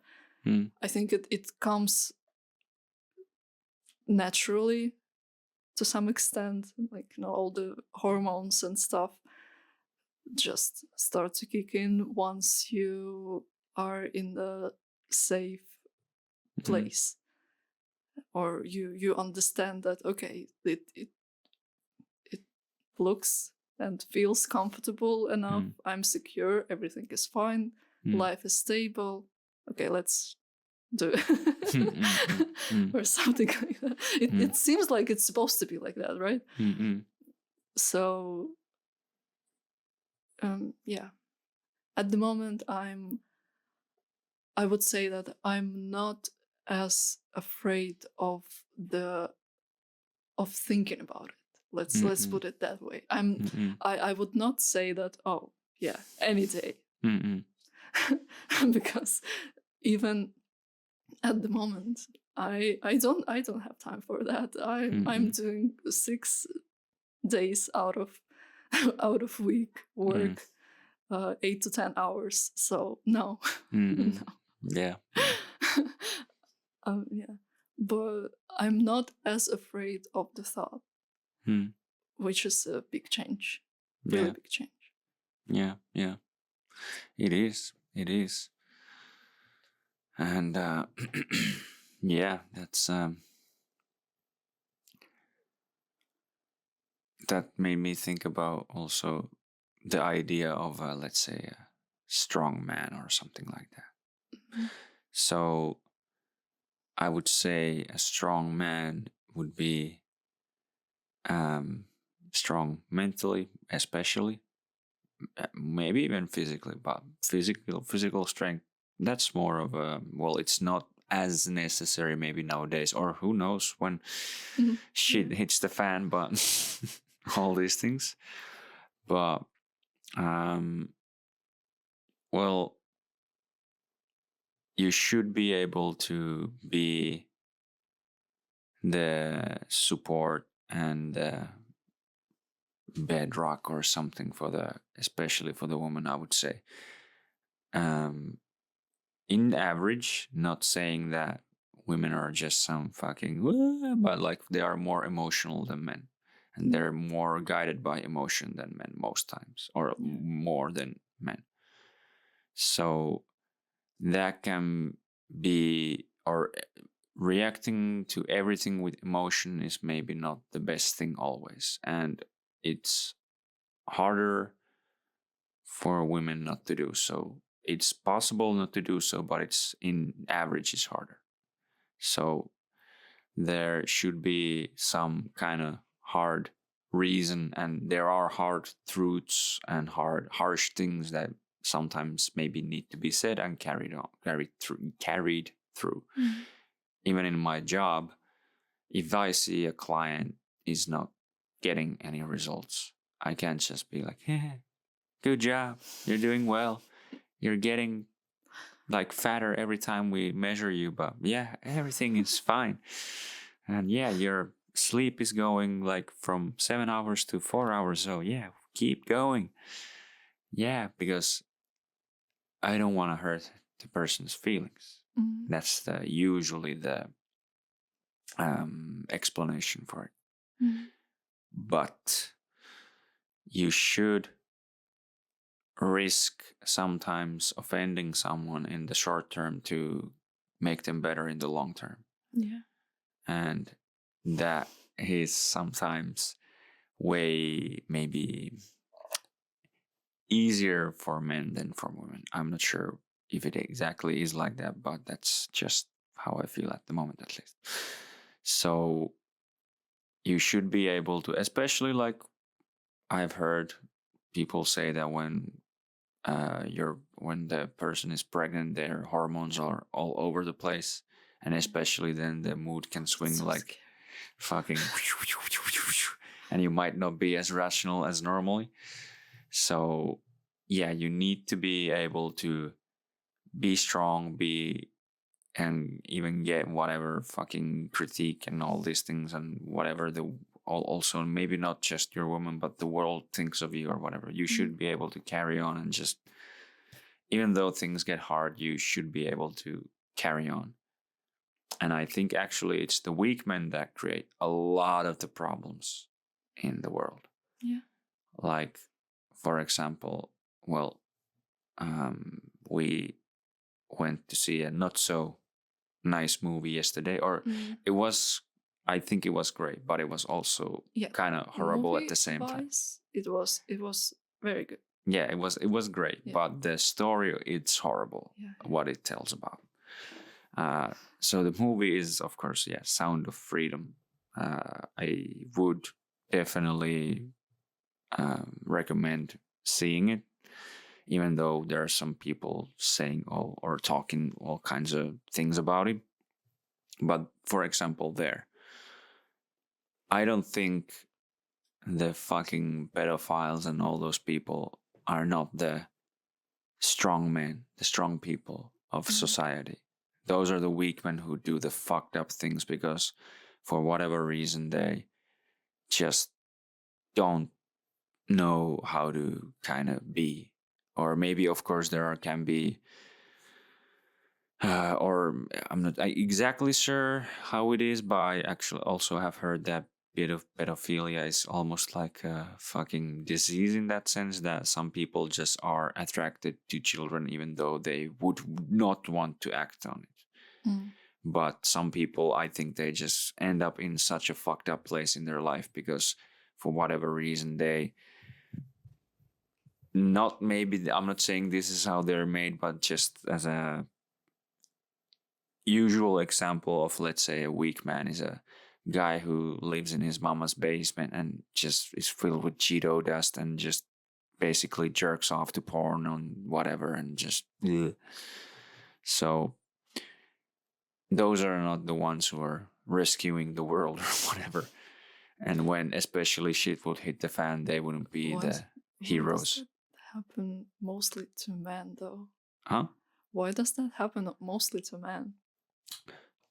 Good question. Yeah. I'm not sure exactly, but that brings to my mind that even in nature and even I think with humans in the past, the statistics of our reproduction in a way goes that every female had one child and every other male had 2 and the other one 0. And you can see the same in the animal kingdom usually. that there is the alpha male or whatever who breeds a lot, and then the others don't, and their lineage dies and they just die off. And when you think about also humans in general, and yes, because one man can impregnate a lot of women, men don't maybe count as much, but women can only get pregnant like every 10 months or so, or whatever is it, like, because it takes 9 months. And so it's way more, of course, also risky for the female to carry the child and raise the, well, they are then would rather like happily raise the child, or would be nice that if they would actually do so and everything. But the man can just, so in that sense, maybe men are not as important, let's say, and it's way easier for the not as strong or version of the species to not reproduce. So, and also I would say that in a way it's way easier for a woman to get laid than for a man, because usually there is a taker even for the not the prettiest ladies, but a man kind of needs to do something to win the lady or whatever, do some sort of mating dance or whatever to say that the lady's okay, yeah, you can, sure. But that's a good thing. yes, yes, yeah. So I think that might be a reason why it's more, can happen more to men. And yeah, because men have to maybe, well, everybody competes in everything about this world, but especially men compete about like a lot of things with each other basically all the time. So those who can't compete as well, they will lose the mating battles or whatever you want to call them, and then they're not as attractive partner, and then they can be kind of left off. And actually that also reminded that I think there was a statistic on Tinder and whatever, and I think there's some similar studies done in attraction in general. In Tinder, men swiped 80% of the females right and like 20% left. Right meaning, of course, that yes, I like you, so, or I'm attracted to you in that sense. And it was basically exactly the reverse in females. Females only swiped like 20% right and 80% left.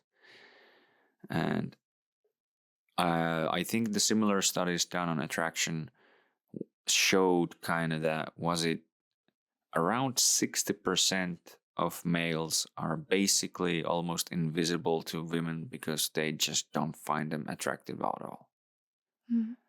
So that might explain why it happens to men more than to females. I'm not sure, but just thinking about it. And then, well, regarding back to the strong men in that sense, even in the movie, like I said yesterday, even like one really positive thing about that is that there are people, and actually kind of proved it true, that even though there are these fucking sick people who traffic children around the world, there are people who can fight against it. So there is a power that can defeat this power. Maybe not the whole organization and everything like right away, but there are people who can rise against it. Kind of the similar thing that even in World War II or the dictatorships of the history, there were people who were able to defeat that, the evil, let's say. So those are the people who actually kind of, well, yeah, even this Tim Ballard guy, definitely, I think he should get a fucking medal or whatever for what he's done. Something that it's like, yes, you actually are a really good person for doing this. So, and of course, those type of things, even in a way, are maybe attractive to other people, that you are that good and can do these amazing good things and whatever. So I don't think that I think that the weak men are actually all like, one of the reasons to kind of blame all of the fucked up things in the world, and the strongmen are the reason that things are actually going well. Yeah. Mm. Mm. Can't remember what was the original, where all this kind of started from. I don't know, from physics. Well, the whole thing started from physics, yes, of course. But yeah, I'm kind of blanking out of what I was about to say. And what was that? Yes, how the relationships and how to kind of maybe fix them and everything. So yes, of course. We were talking about your toxicity. Yes. And, yes. Yeah. Exactly. So yeah, if someone says that I'm toxic for whatever reason it is, maybe then that's their opinion. But I don't consider myself to be toxic. What's the definition? Well, yes, that's again. Yeah, of course you can ask, and I'm not even sure what the answer is, because I have heard also, that reminds me that toxic femininity, like they're not the word that you usually hear, but one of the things that are described by some people, that toxic femininity is about, like, and this is again maybe one of the reasons that affect people's thinking of the world, is that I have heard some people call other ladies pick-me girls. Do you know what it means? Yeah. Yeah. And usually that I have heard people call pick-me girls are girls who are kind of saying that, yeah, sleeping with everyone is kind of dirty and nasty and fucking, yeah, why would you want to fuck everybody and do all those things, and having because there's the talks about body count nowadays. Like having a really high body count, that's not a fucking thing to be proud of, in that sense that, yeah, it's why would you want to be like, yeah, I have slept with fucking 200 people. That definitely will affect your morals and whatever, or maybe not, but I think it will definitely affect your view of yourself and view of others. Like, how do you see relationships in general? Like, if you only consider others as short-term pleasure, then you will also see yourself only as a short-term pleasure for other people. Maybe some people are fine with that. Well, are you gonna be happy with that for the rest of your life? No, me, no. But well, I mean, but maybe even some people are fine with that. well, maybe, but I think maybe no, because who wants to die alone and sad? Fucking yeah, never actually having any meaningful relationship with someone. You're saying that because you're like okay and reasonable person. But well, yeah, but in general, no, I mean, if someone is genuinely fine with this type of life, yeah, then sure, of course. Or I don't know how it affects anything else in this world, or the choices that one person make, how it affects everyone else. I'm not sure if it's a good or bad way to put it. I think in general it shouldn't be like, if you're fine with something, if it's okay for you, then of course you can do that. It's not always true, of course. You have to have some kind of boundaries. Yeah. But yeah, in general, just to generalize, of course there can be exceptions, and well, one person that comes to mind maybe, like, do you remember who Hugh Hefner was? No. He was the founder of Playboy and all these things. You know, of course, what's Playboy? No. Yeah. Yes, the magazine, and it was basically kind of naked ladies and whatever. So yeah, I think he was kind of a bachelor, even though I think he had multiple wives, like in his life, if I'm not mistaken. But yeah, I think he kind of, well, some people would maybe say, yeah, that guy lived a life. He had the young, attractive ladies always around him, and maybe, well, most of them maybe for some financial benefit or something. But yeah, at that point, I don't think the guy cares as much. He's kind of happy to give some money away for even to someone to pretend to like him. But I think that's kind of the point. I think everyone would much rather have someone actually there for care for them and have a nice relationship than just be alone and live the life, living la vida loca, and then just fucking have to pay for someone else to make them feel kind of good. Again, you have values. Well, yeah. Those people do not, or they have different values. Yeah, can be. That also actually reminds me of the OnlyFans thing that's kind of exploding almost at the moment. I have heard from some girls that have done it that there are most of their clients are kind of like older males who are just only thing that they do is basically work, and they're fucking unhappy and just basically pay the girls to just say pretend that you like me basically. Yeah. And they don't care that they know that they don't actually care, because no one is maybe that fucking, well, some people are, but no one is that fucking stupid that they, oh yes, I'm so sorry about this, and they send the same fucking message to 20,000 people or whatever. But yeah, but it's just a sad reality that some people cannot figure out their life by the age of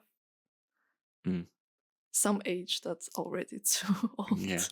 Yes. Let's say. But didn't you also just say that they haven't figured out their life? So what would it mean if they would have had figured out their life? You just say that they are unhappy with their job, or in general unhappy. So that's why they go into, or they go into this kind of direction to get at least some kind of joy that is really controversial. Yes.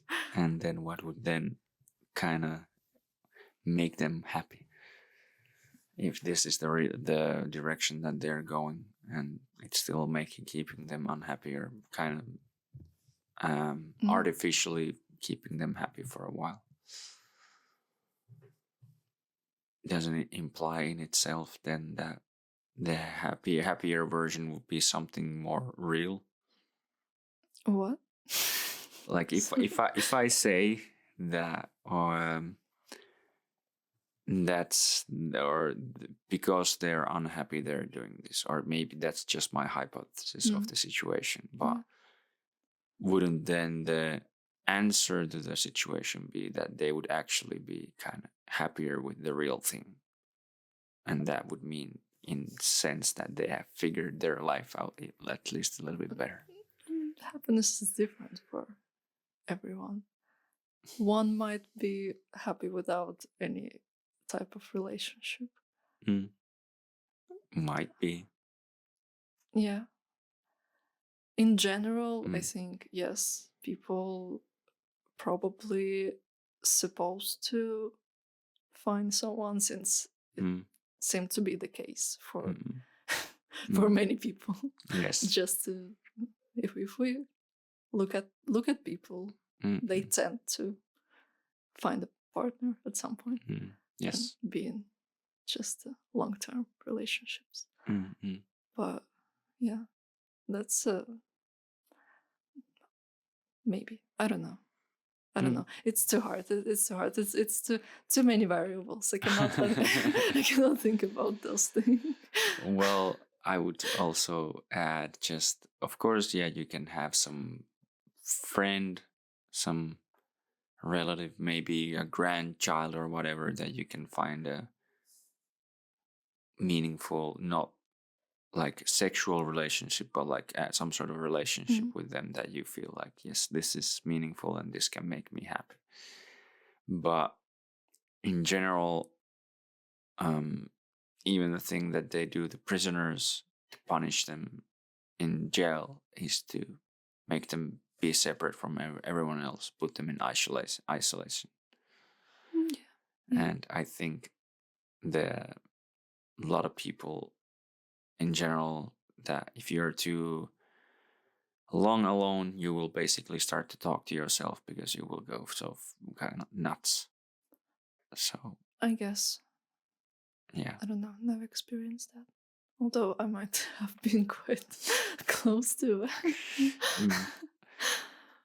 But yeah, I think that is some sort of proof, at least, that we're kind of social animals, let's say, and we need companionship. Yeah, of course. Yeah, that's for sure. But again, I can see that sometimes it's not the case, or it's not for some people, having a partner is the main goal. Right? For some people, doing the working on their career and is the main thing that they want to do, and it's different for. That's what I mean.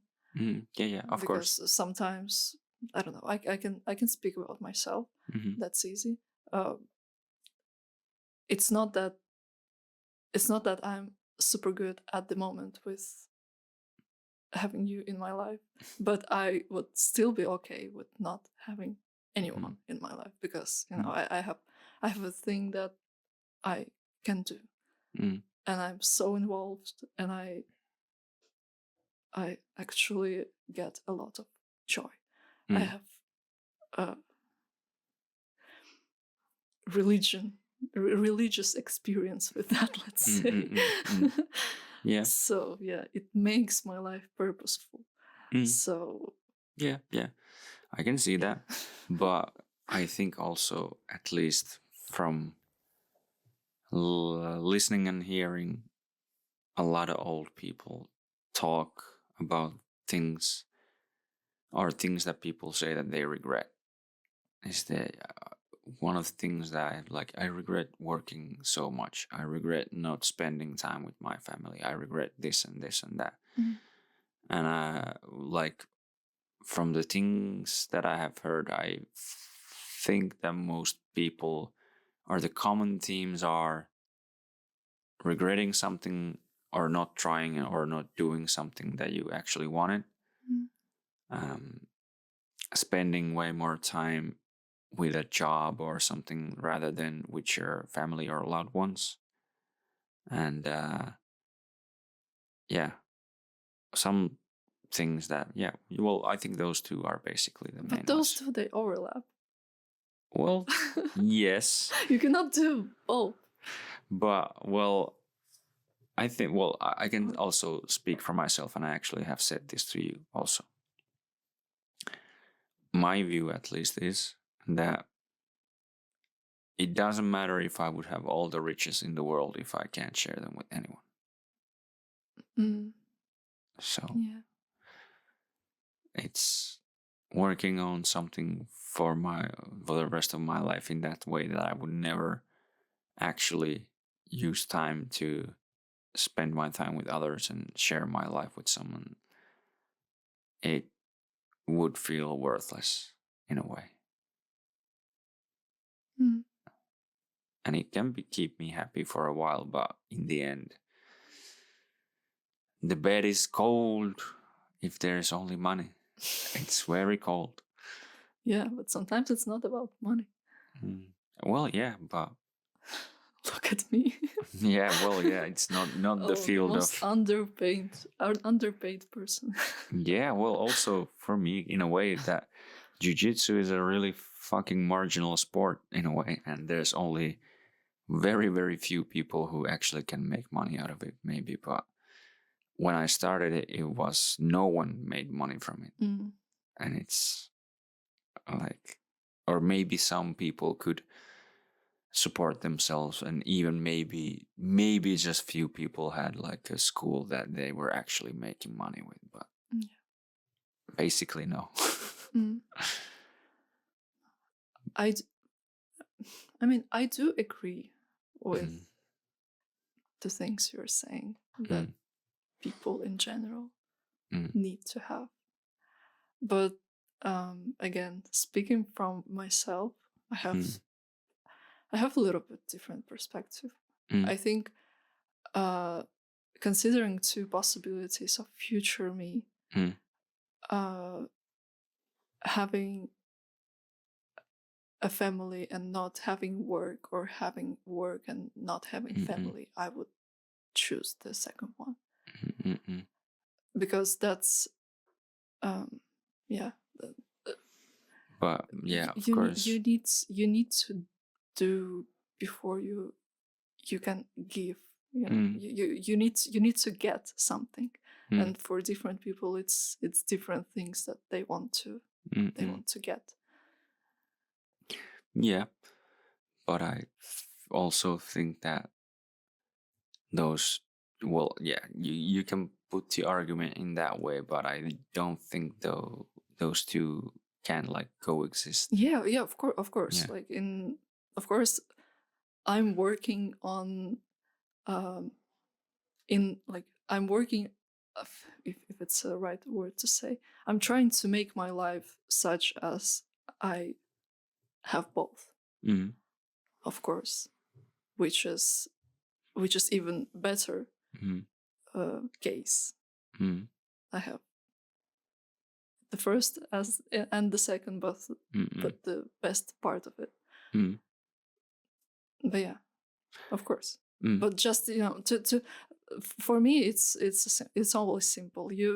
To understand the problem you need to go into extremes to figure out what's right, what's wrong. And I'm always to that way. So yeah. But yeah, that's again, like, I think we're almost coming like a full circle in that sense that we both are the type of people that we even see or saw the world in that sense that, yeah, I don't have time for friends because I have to do this thing and this thing. And even then you said, yeah, make time for other people or let other people in your life. So yeah. Because you can see it in different perspectives, but overall it's just a better idea to do that than not to do. At least to try. Okay, we can start talking about it again. Of course. All right. Well, we can start to finish up soon, but well, what would be your already? Well, tomorrow is a big day. Yeah. So,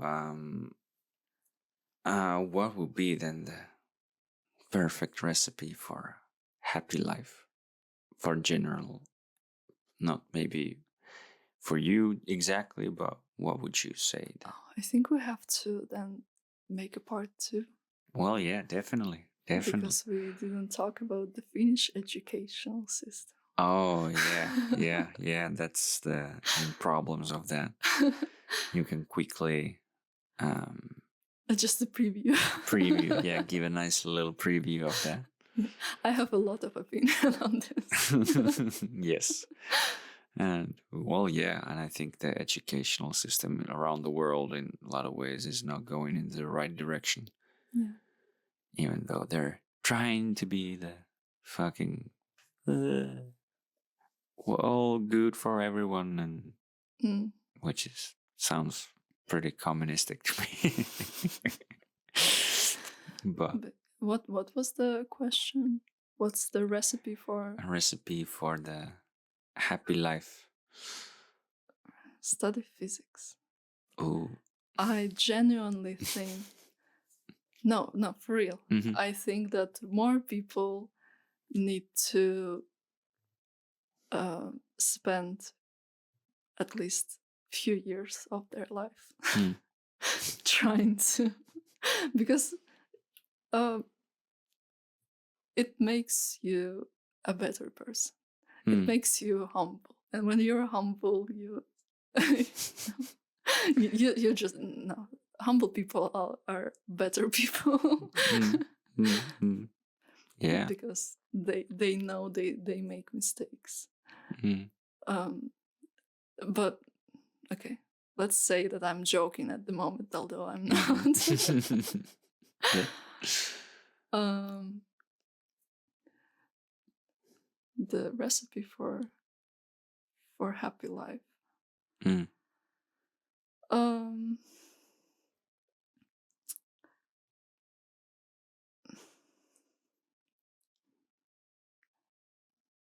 To figure out maybe what's the thing that brings value Mm. to your life, Mm. and if I think in general, if it's a good thing, because of course some things are not good that brings value, but if it's a good thing, you will do the do things for people around you, for society, for the whole human race. You will start to do good things also, and to improve. Mm. Yeah, that's the recipe Mm. for a healthy life. Trying to just find maybe that way, finding the thing that actually brings you joy, Mm. but be sure that that's the thing that doesn't affect other people negatively. Mm. Yeah. Yeah. Well, yes. Yes. Definitely. Definitely. One more specific question regarding that was just when you said find something that's valuable for you, but it's not bad. It doesn't valuable in the way the word definition of the word mean that it's something good, something valuable. If it's Is it? Is it? if it's valuable for you, it doesn't mean that it's good in general for everyone. Well, yeah, yeah. That's We just saw it yesterday in the movie. yes, yes. Yeah, and like I So said, that yeah, that's what I also came to in mind. general, I don't like those kind of questions. The how to be happy, because Yeah, it's I too really broad. liked my first answer actually. Yes. But it's just I think it's fun to or funny that to ask or yeah, fun to ask in general that what people would say as a broad guideline to rest of to other people, because yeah, it's No, like, people need to start study physics. They you okay. understand the The world better. last minutes, last minute. Mm. Let us talk about it. Mm. The reason for that, I genuinely think that it would improve people's life. Mm. There are so many beautiful things that are not seen by human eye. Mm. We only consider some visuals, sounds, touch, and all this stuff, and it's such a small, uh, such a small part of the world Mm. that you can see and experience as a beauty. Mm. Like you can enjoy something. You can enjoy things that you see, things that you hear, and everything. But Mm. it's just a small part. You studying the whole matter of existence, studying the world, how it operates, how it's constructed, what's in there, like really really deep, on Mm. the small level, really large. it's so beautiful. You start to see the beauty in things that you would not ever see, that like you have to learn another language to understand and see the beauty. So yeah, that's just, Yeah, I can see what you mean. brighten up your views on things. You start to appreciate stuff. That's why I'm saying that, yeah, people study physics. Yeah, I can see what you mean. And I can also kind of maybe see that you can kind of come to the same thing by maybe studying biology or Yeah, of even course. engineering Yeah, or whatever. You start to see the and it's complexity of everything, and it's then not it's just the only small things. Yeah. it's not only the beauty of the matter itself, of the the physical or anything that we're studying, even the abstract things, or it's also beauty of human mind. You start to appreciate the thing itself, that you are capable of thinking about it, and you start to appreciate the fact that you are connected to other people from the past through the through continuing their work, or through the things that they discovered at some point, and now you're working on the same thing. So you kind of, that's such a beautiful thing, that's so uniting. Yeah. So Nice. Yeah, and you could maybe almost summarize that in some ways, that see the beauty in the things that seem mundane and simple, and maybe, well, of course some things are really complex and things you don't maybe the things that seem maybe somewhat obvious, or you don't even think about how they're doing, and like appreciate the things around you and just try to see how complex actually a lot of things are, and appreciate the fact that something actually really made it this way. And whatever it's like, evolution, biology, man, God, and or whatever. But yeah, nice. yeah, what be your recipe, or should we stop already? Well, I can say a few things, but of course I think I have kind of said this multiple times in a way. But just to add also into that, like, this is also a thing that I mentioned this to you, that for the next year especially, and maybe a little bit lately also, I've been trying to focus on enjoying the journey, let's say, even though it sounds so broad and fucking, yeah, hippie-ish and whatever, but I think I kind of finally understand what it actually means. And it means that you can see the place you are in the world right now, and you can maybe see some future and your past, and you can appreciate the things that you do have done and what you're doing and where you think you're maybe possibly even going, and trying to just enjoy the things you get to do and the place you're in life at the moment, even though you might struggle and not be certain about all kinds of things. But you should just kind of, yeah, because I think we are actually in a really beautiful place in our lives. At least I think that I am in my life.